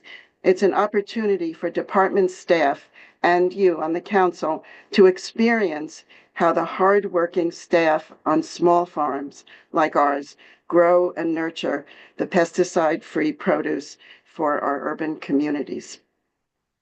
My husband, Michael Tabor, has served the Adams Morgan Farmers Market, which is a small independent market, for the last 53 years. We started at the dirt plaza at 18th and Columbia Road. That's a very long time ago. We are proud participants of the Produce Plus and WIC Senior Subsidy programs, and we've also had markets in Brookland and Ward 8. Our philosophy, and we strive to keep our produce affordable for all income families. The vendor license in-person process every 2 years set us bouncing from one desk to another for hours. And once I was told I needed architectural drawings, as you've heard from other people. It was kind of absurd. There was only one staff person, if I was lucky enough to get her, who knew the process for farmers markets. And the online process has gotten not as user-friendly as well. The permit process is a nightmare of navigating siloed departments, contradictory and uncoordinated requirements, delays, confusion, and other ulcer-producing hoops, like requiring a traffic study, which made absolutely no sense to all at Unity Plaza. Market permits seem to be lumped into general permitting, and it's like fitting a square piece in a round hole. Especially when in a neighborhood, it's mostly foot traffic that comes to the markets, and we have nothing to do with the streets at all. Last year, and somebody stole my thunder on this one too. Last year, we had to renew our license, and we're told we could not renew our license until we had a permit. And the permit office said, that we had to have a license before we could get our permit. And the further frustration of getting the essential parking spaces right at the park. Every farmer needs their trucks right at the market, was also pretty much a nightmare. There was also no way to save and continue the online application and no option to contact a human to ask for help. And the example I want to give is that we had to put our social security number in, and on the form, it showed you what it was supposed to look like, XXX hyphen, XX hyphen. I tried and tried, and my entry kept getting rejected. After a week of this, I finally took out the hyphens, but even though that's what I was told to do, and it took. So that was a week long of frustration. I wanted to also apologize to Councilmember Nadeau and Council Chair Mendelson for flooding their emails to ensure that the insanity that we went through was documented. Every year we got close to giving up. It should just it should not take months of anxiety, run around multiple agencies, forms that are hard to navigate, and sleepless nights just to get a seasonal permit for a farmer's market. Farmers markets bring community together. And I hope that I've been able to, along with everyone else who testified today, to provide some insight into how DC can support, welcome, and assist, hopefully smaller farm markets as well as the larger farm markets to bring their healthy, fresh, and affordable produce to communities around the city. Thank you for the opportunity. Thank you. Brianna Hartman. Thank you, Committee Chair Henderson, for convening this important hearing. And my name is Brianna Hartman, and I appreciate this opportunity to speak in support of the proposed bill and share the perspective of the Bloomingdale Farmers Market as both a manager of the market as well as a Bloomingdale resident. Since its founding in 2007, the Bloomingdale Farmers Market has been an independently run market created by the community for the community. Located in Ward 5, our small but thriving market features over 20 vendors, including pop-up, small local businesses, as well as live music and on-site composting. Our mission is twofold: to provide locally grown and seasonal food to the residents of Bloomingdale and surrounding neighborhoods, and to serve as a vibrant communal gathering space. As a market historically reliant on grants and small business bonds, we strongly support the bill's proposed grant program to incentivize farmers markets in low food access areas by funding operational costs and year-round operations. In January of last year, we transitioned to a year-round market for the first time, allowing us to provide fresh produce, pantry staples, and prepared foods to our community throughout the year. Sustained financial support will be critical to maintaining and expanding our operations. We also support the bill's effort to provide technical assistance and enhance access to nutrition benefits like SNAP. In 2024, we distributed over $4,172 in SNAP benefits to community members. While we are very grateful for these programs, we strive to reach more neighbors and ensure that all who qualify can access these essential benefits. Ward 5 in particular has one of the highest rates of SNAP enrollment in the city, with about 15.9% of residents participating as of March 2024, according to the DC Hunger Solutions Racial Equity Report.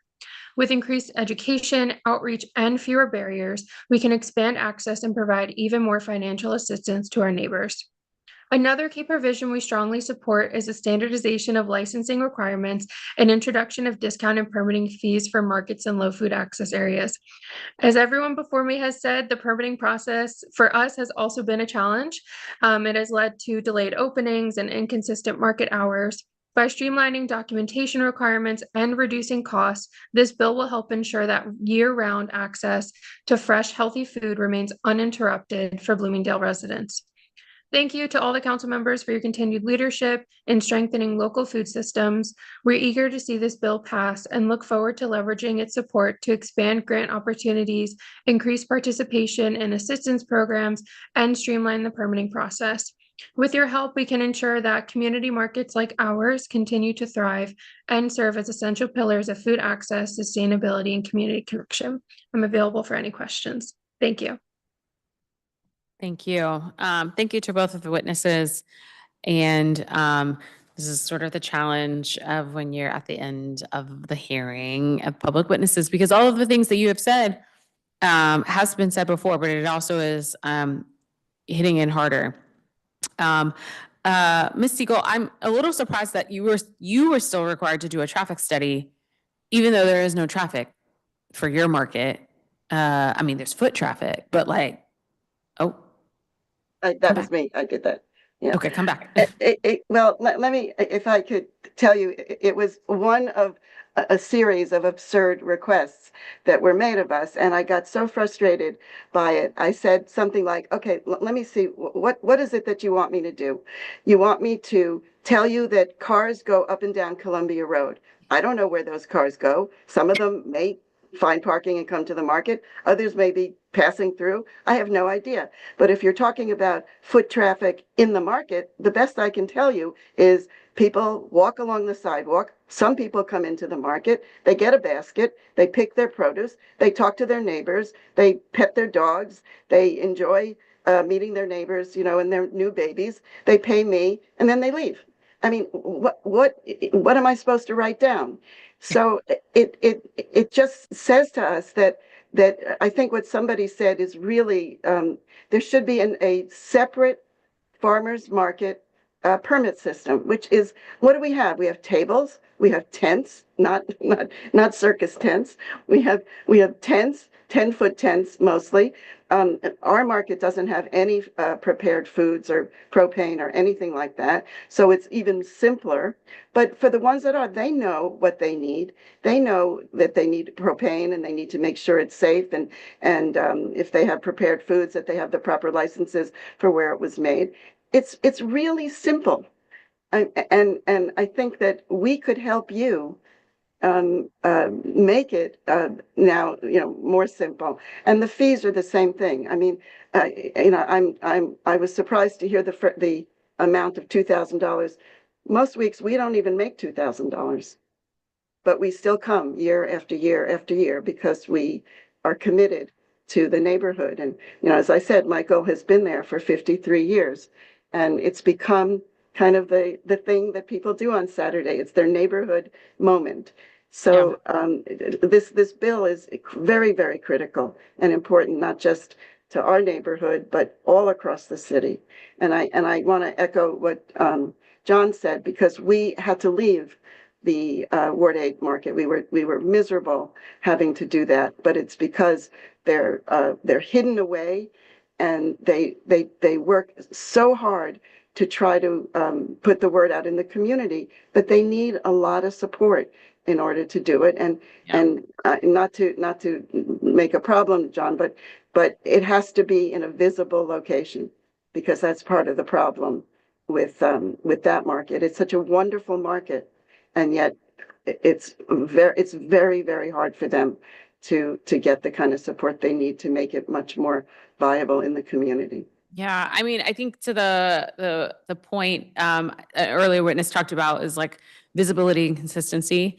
You know, it builds a different type of community where you're like, okay, it's Saturday morning, and from 9 to, I don't know, 12:30 or 9 to 1, I can go down, I can walk a couple of blocks away. I can pick up some fresh produce. I can talk to my neighbors. I can pick up a coffee from the coffee shop that's next door. There might be a live musician who is playing, but I'm also have an opportunity to sort of run into the people that I see, I don't know, have conversations, et cetera. Like when I was running for office, the farmers markets it's where you want it to be, because you were going to definitely see people who lived there. But point well taken, and we'll have some conversations and try to figure this out. I'm sort of envisioning a system of, so in DC government we have the system called PASS, which is a procurement system. All of the agencies who do procurement have PASS. They have access to PASS, and frankly, it is sort of like you start a purchase order process, and if it has to be approved by multiple people, even someone from a different division or otherwise, once you're done with your part, they get an email that says, hey, you need to log in to take a look at this. And then once they're done, it moves on to the next person. And then once they're done, it moves into the next person. But from the for the user, you had one system, one application, one place where you uploaded all of your information, and then everybody else who had some sort of need for that information can log in and get what they needed. Why we can't manage to do that, I feel like there is a Octo solution for this, but it will be the question of which agency owns it. So, but thank you so much for being here, Ms. Hartman as well. I've been to the Bloomingdale Farm. I've been to almost all of the farmers markets. I like farmers markets. I think they're fun. But thank you all, and we'll try to move this forward. So please make sure you provide your written testimony for record if you haven't done so already. I'm just going to say for the public witness folks, the record is going to stay open until March 31st at 5 o'clock. So you have a little bit of time to upload your testimony if you need to. Okay, we're going to take a 5-minute break. And then when we come back, we'll have Sarah Beckwith, who's the Bureau Chief for the Health and Promotion and Disease Prevention Bureau at DC Health. All right, let's take a break.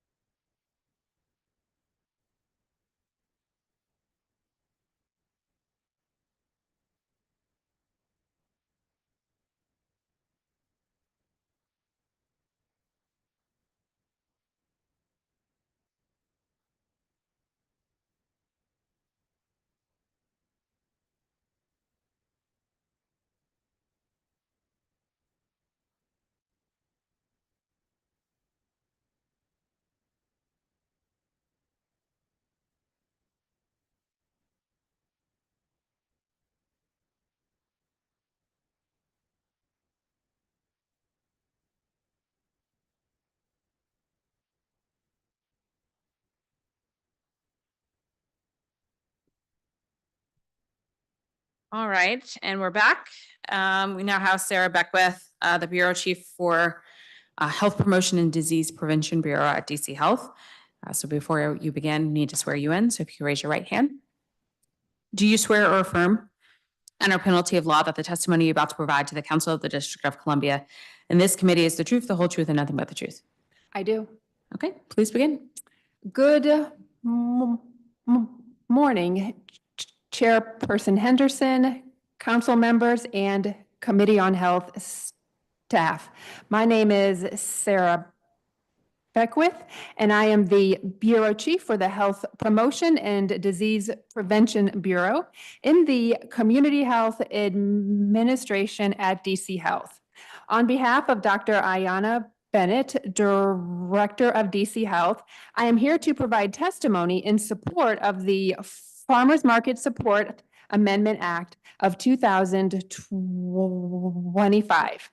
This legislation will provide valuable support to the district's farmers market infrastructure, a key piece of our local food ecosystem.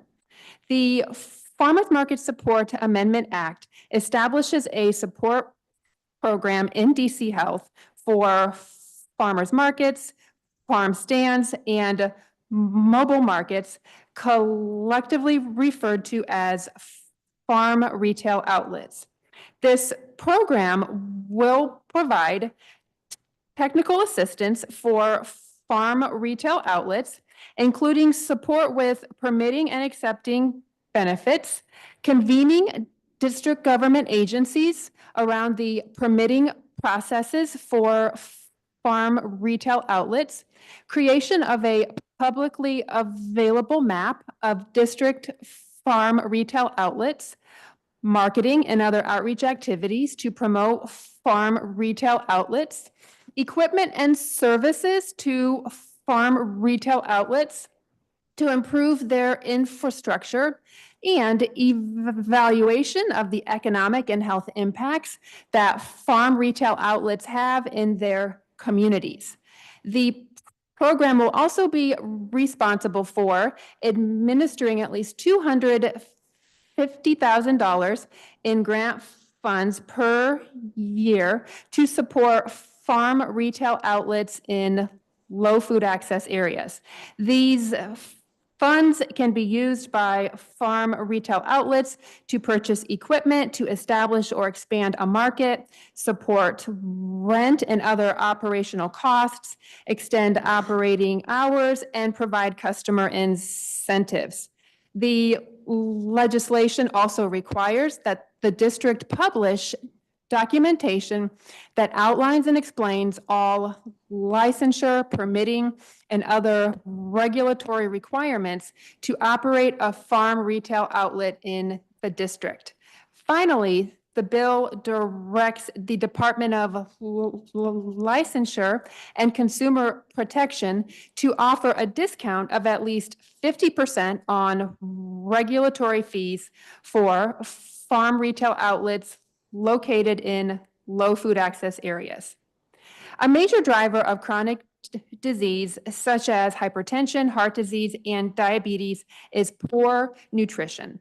And many of these diseases exhibit significant racial and ethnic disparities.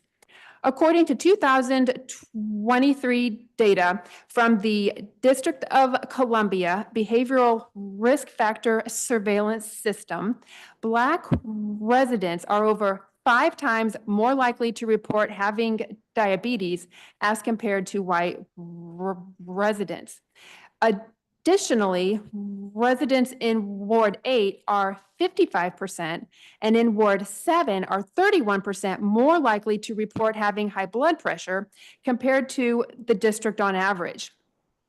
For communities without access to grocery stores, healthy eating can be a major challenge and is a likely driver of these diet-related chronic diseases. As of March 2023, 31.2% of the district's population resided in a low food access area, most of which were located in wards 5, 7, and 8. These areas are defined as census tracts where at least 20% of the population earns less than 185% of the federal poverty line, and where 500 people, or 33% of the population, live more than a half mile or a 10-minute walk from a grocery store. This legislation would address food access gaps in the district and help reduce health disparities. DC Health's Health Promotion and Disease Prevention Bureau works to reduce chronic disease by improving access to healthy and affordable food, engaging in evidence-based nutrition education, enhancing the district's food retail environment, and integrating nutrition into healthcare services. DC Health promotes access to healthy produce at farmers markets through the following U.S. Department of Agriculture supported programs: the Special Supplemental Nutrition Program for Women, Infants, and Children Farmers Market Nutrition Program, the Senior Farmers Market Nutrition Program, the Commodity Supplemental Food Program, and SNAP-Ed. Additionally, DC Health administers the Produce Plus program, currently operated through Fresh Farm, which provides over 6,000 participants with $40 per month on a debit card to purchase produce at farm retail outlets from June through November. These programs connect eligible residents with fresh produce, nutrition education, and food navigation support at over 50 participating farm retail outlets. Additionally, the Deputy Mayor for Planning and Economic Development awarded funding to several food-related businesses to establish or expand new operations in low food access areas. This legislation was also informed by and aligns with the DC Food Policy Council, which supports Mayor Bowser's efforts to create a more equitable, healthy, and sustainable food system in DC. Farm retail outlets play a crucial role in the local food system by economically supporting local farmers and vendors while promoting environmental sustainability. Through increased investments in these producers, DC will likely see indirect benefits, including a strengthened community-supported agriculture network. For the past 5 years, DC Health has collaborated with other government entities to improve participation in farmers market programs. These efforts will continue to focus on reducing barriers for farm retail outlets to meet district regulatory requirements and streamlining the process for opening and operating farm retail outlets to better serve district residents. Further, technical assistance proposed by this legislation will improve long-term farm retail outlet sustainability. These operators are often small entities that may lack experience in meeting business requirements and identifying community food needs, as well as awareness of federal and local benefit opportunities. This legislation will advance DC Health's efforts and enhance the reach of food retailers in communities with low food access. DC Health requests amending the legislation to allow CSAs to be eligible for assistance through the support program and associated grant funding. CSAs are a valuable source of healthy foods through their direct connection between local producers and consumers within each community. While DC Health supports this legislation, the agency will require resources to implement the bill if passed. In summary, DC Health supports this legislation and believes it will strengthen the district's local food system and provide greater access to healthy, affordable foods, which in turn should improve chronic disease outcomes and build healthy food environments across communities. We appreciate the opportunity to discuss the importance of a strong farm retail network in DC. Thank you for providing me the opportunity to testify, and I am available to respond to any questions the committee may have. Thanks so much, Sarah, and to DC Health. Just for folks who heard the public witness testimony is like, why is DC Health the only one here? So Department of Licensing and Consumer Protection did submit written testimony for the record, as did the Office of Planning. I was just talking to Ona. We're going to request testimony from the Department of Transportation as well as the Department of Parks and Rec as well. Again, we have too many agencies who are sort of engaged in this work, which is not a bad thing, but we just need to coordinate more. So I have a few questions for you, if that's okay, Sarah. So the first, if enacted, this legislation will be the first time that we are defining the term farmers market in the DC code. Have challenges arisen from your office in the absence of a formal definition in the past?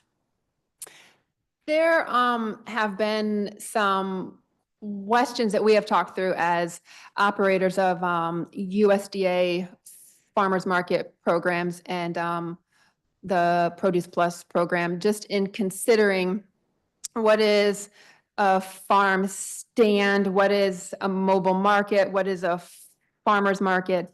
So it will help create consistency.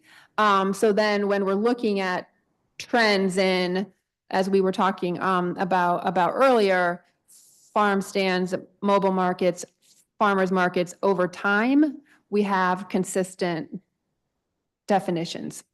Okay. The definition that we did include says that a farmer's market must have 2 or more vendors, operate at least 6 times per year, and have at least 50% of the vendors selling locally grown products or locally processed food products. We tried to work very closely with DC Health on this particular definition. Can you explain a little bit why these limitations are important? And also, is there someone we're excluding? I mean, you made the distinction between a farmer's market, a farmer's stand, and a mobile market? Mobile market. Okay. Which makes sense, but I'd imagine if you have a farmer's stand, it's not one or more vendors, so this wouldn't necessarily count. But can you just say a little bit more about why you all felt so strongly about this particular definition? We, so as the state public health agency, we are focused on reducing the leading causes of death. And so we know we see heart disease, stroke, diabetes, and what you eat plays a key role in your likelihood of developing these diseases. So we want to ensure that markets that we are supporting are increasing access to healthy food. And so that's why we included that definition of needing to have at least 50% of your vendors yes. local? Okay. Yep. All right. Now, the bill also allows for some support for mobile markets and for food stands as eligible under the same supports as farmers markets. Let me ask you this. For the permitting for food stand, or for farm stands rather, is that very different or similar to the permitting for farmers markets? I would need to talk more closely with our partners at DLCP to understand the nuances. With a farmer's market, there are more steps required because you're bringing in additional vendors. So I think that will also be one of the strengths of this bill is we will convene all of the agencies to understand what's the system of permitting that our applicants go through. Okay. Sticking to definitions for a minute, The bill proposes aligning the definition of, quote, locally grown products with the Healthy Schools Act definition, which includes products grown in the district, Virginia, West Virginia, Maryland, Pennsylvania, Delaware, North Carolina, or New Jersey. Now, I know that's in the Healthy Schools Act. Healthy Schools Act, I don't know, it's like over 10 years old at this point. 2010? Yeah, okay, so yeah. But some people might give it a little side eye that we go as north as New Jersey. Can you talk a little bit why you feel like this wide range of states is important to include? When you're looking at supporting viable markets, you want a wide enough number of vendors that can apply. And so farmland, we don't have enough farmland in Maryland and Virginia to support all of the produce that we need to bring into the market. So that's why we were in support of maintaining the Healthy Schools Act amendment definition. Okay. The bill establishes a farmers market support program within your office, and I want to ask a couple of questions about the functions. How would this new office be integrated into DC Health's other nutrition and food access programs like Produce Plus, Joyful Food Markets, the WIC Farmers Market Nutrition Program, et cetera? Like, I don't want to just like set up a separate office just for farmers markets when there is clearly overlap from the other programs that you already operate. Yeah. So we've been talking through administratively what this will look like. Our Women, Infants, and Children program and the retail component that oversees the retail stores and the farmers markets, the farmers market support program and farmers market support grant program will be housed within that team. And they also help administer the Produce Plus. So we'll have all of our farmers market programs within the same team. Okay. So you heard a lot of public testimony today about the permitting piece, which I think is probably brings a lot of interest for folks to say, like, okay, if we can set up this office, does this mean that we can streamline the permitting process? What are your thoughts on that from what you heard today? This legislation creates the opportunity to bring all of the agencies to the table and as a group understand what is, so I go back to this system. What is the entire system of requirements that a farm stand, mobile market, farmer's market needs to go through to become licensed and permitted?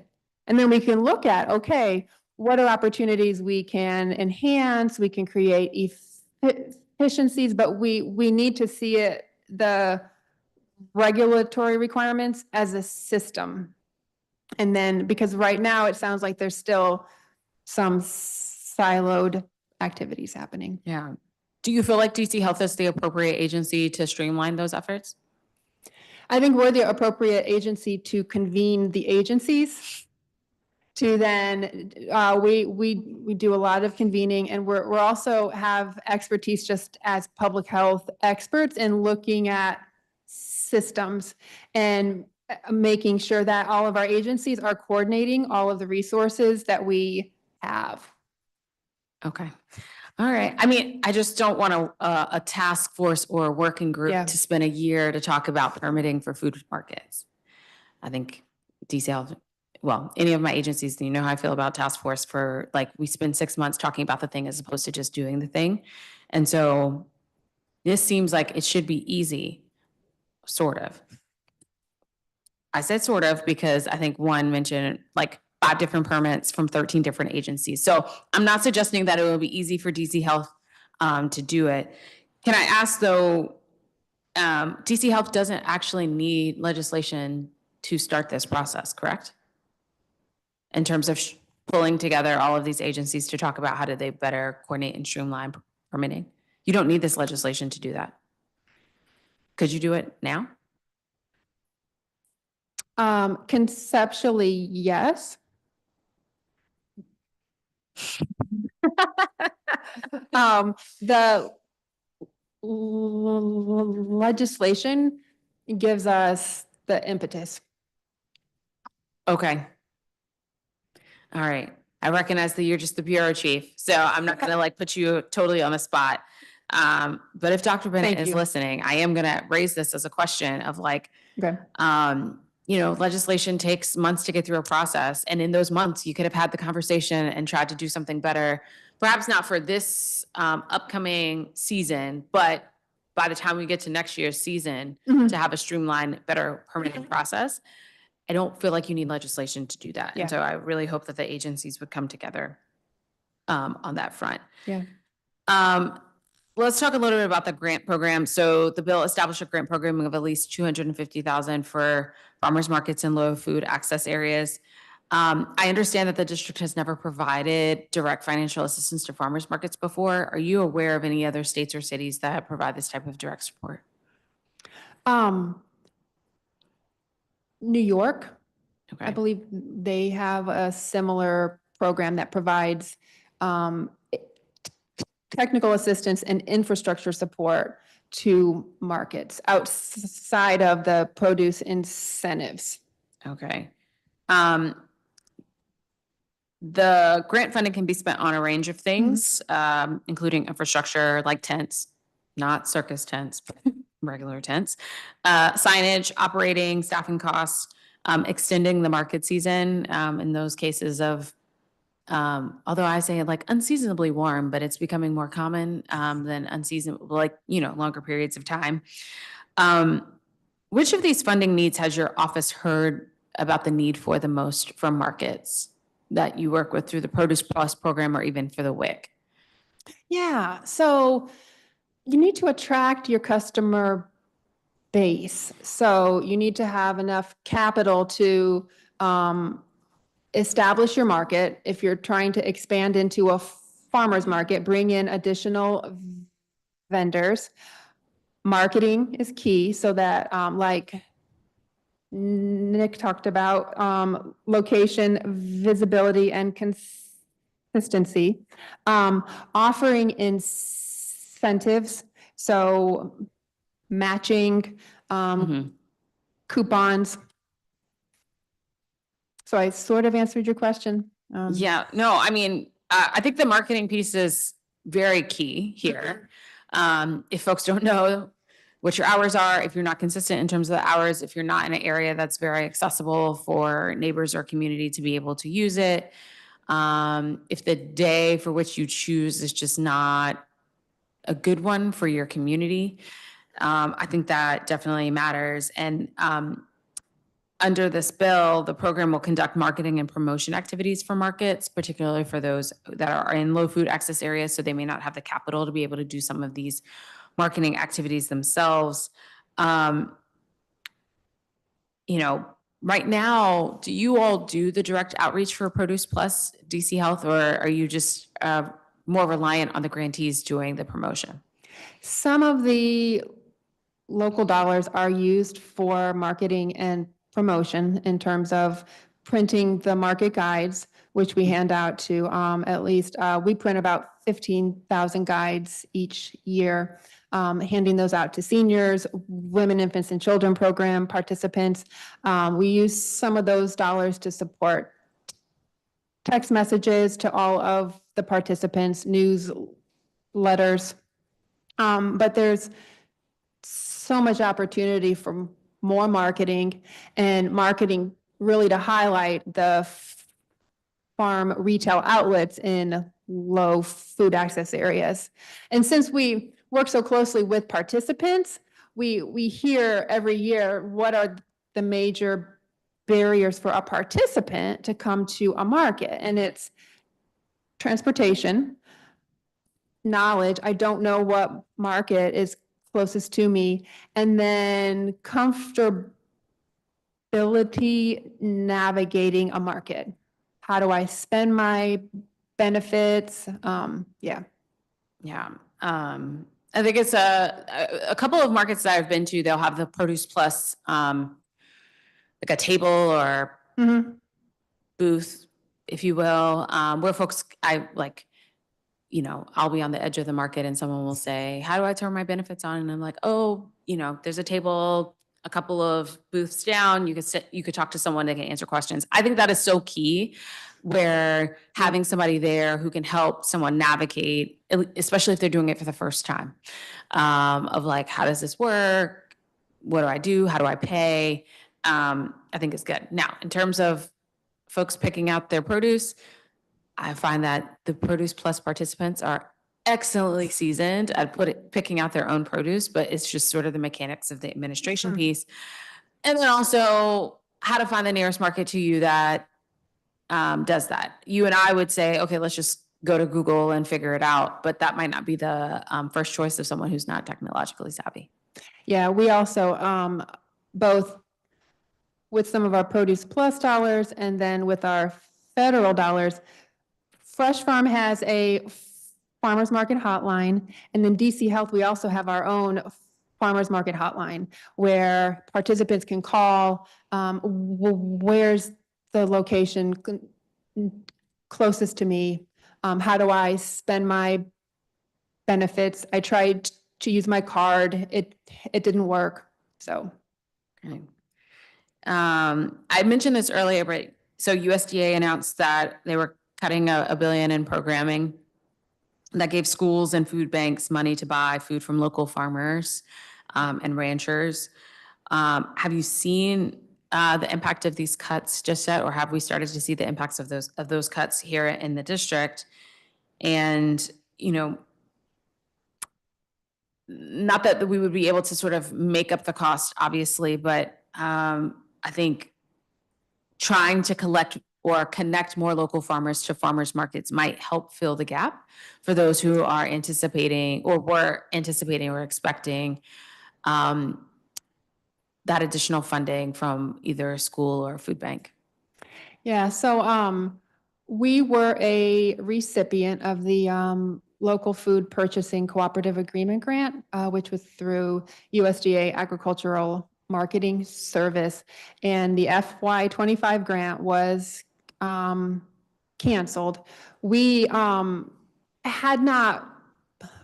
received the award document, but we hadn't received the grant in our account. So we hadn't planned, we kind of had a feeling. However, the FY24 grant, which we can still spend through, I believe it is October 2025, has not been canceled. So we will expend that. Where there's an opportunity is a opportunity to shift some of the SNAP dollars. So we see about $160 million in SNAP benefits are redeemed in DC. Less than 1% are redeemed at farmers markets. And that's why you heard some of the testimony saying, how do we shift some of those SNAP dollars being redeemed at farmers markets, which creates more income? Yeah. Yeah. Less than 1% redeemed at farmers markets. I would have thought that would have been higher, but I guess so for some folks who might be a SNAP beneficiary, you're like, I need to go to one place where I can get all the things. And they don't necessarily have time to one of the things over the last summer I always used to get curious about is when I would see someone in a farmer's market and they're like, I'm in a rush. And I'm like, you're at a farmer's market. So you're not really in a rush. Because if you were in a rush, you would go to a grocery store. But you're in a farmer's market where it is a slower pace shopping experience. No one is running through just to grab a tomato and keep it moving. You know what I mean? Yeah. I do think that could be an interesting way of how do we boost the number of SNAP recipients who are choosing to redeem there. Okay. How much was our FY25 grant supposed to be for? For the USDA. Local Food Purchase Amendment Act. I would need to go back. We can get that data for you. I think it was around $2 million, but don't quote me on it. I'll Okay. We'll just follow up. Get you that figure. To figure that out. Okay. The bill has introduced discounts the licensing fee for a farmer's market located in a food access area by 50%. And DLCP's written testimony, and they were in support of the legislation, but in their written testimony, they recommended waiving the licensing and renewal fees entirely for these markets. Have you spoken to DLCP about this proposal? We have been in conversation with them about their proposal, and we look forward to working with them through the proposed changes. Okay. All right. I think overall, there's a cost in terms of the grants piece. And of course, if you're reducing or eliminating the fees, we are technically incurring a cost as well in terms of lost revenue. But I feel like if we're building out a system to provide more options from a food perspective to, particularly for communities that have very few grocery stores or, the distance to a full service market might be a little bit difficult. What we would consider these low food access areas, I do feel like it's I would view it as an investment. If we're making an investment in terms of the ability of a farmer's market to grow and thrive in that community, it provides another option outside of someone feeling like they have to go to a traditional brick and mortar store in order to be able to purchase. And we know that, farmers markets can spur economic development and activity for the surrounding businesses, because once you have that foot traffic, it just kind of, again, nobody goes to a farmer's market to rush. They're there to mosey and see some things and, oh, I'm going to go to a coffee shop. Oh, a baguette, as it goes. Okay. There anything I didn't ask you that you wanted to mention? When looking at the kind of like the PSE component, the policy system environmental change, when we talk about reducing chronic disease rates, it can be, you may hear often, which Pam had talked about, oh, we need to teach individuals how to make healthy choices. But as she said, the choices you make are determined by the choices made available to you. So in public health, we often focus on, okay, how do we implement policy change? How do we make systems easier to navigate? How do we create healthy environments so that your zip code does not determine your potential to live a long, healthy life? And this legislation accomplishes all three. Thank you. Thank you for that. I think that's an excellent note for us to end on. I do believe that we have to do more on that front. So this concludes today's hearing. We'll send a couple of follow-up questions just for some data points there, which I think is just useful and informative for us all to know. We're also going to send a follow-up to Dr. Bennett about convening this conversation about the permitting piece, which I think you can do outside of this legislation. I would like for us in a year from now to not be hearing the same issues and challenges. I can't do anything about this season because y'all are already applying. But next season, we could try to work something out. I want to thank all the witnesses who spoke today. As I mentioned earlier, the record for both Bill 26-0109, the Farmers Market Support Amendment Act, as well as the Food Policy Council nominations will remain open until 5 p.m. on March 31st. You can submit written testimony via the council's hearing management system on the council website at dccouncil.gov/hearings. The committee will hold its next hearing on Thursday, March 20th. We will consider 6 nominees to the Board of Acupuncture, Chiropractic, and Neuropathic positions. There's no further business before the committee. This hearing is adjourned. The time is 11:57. Thanks.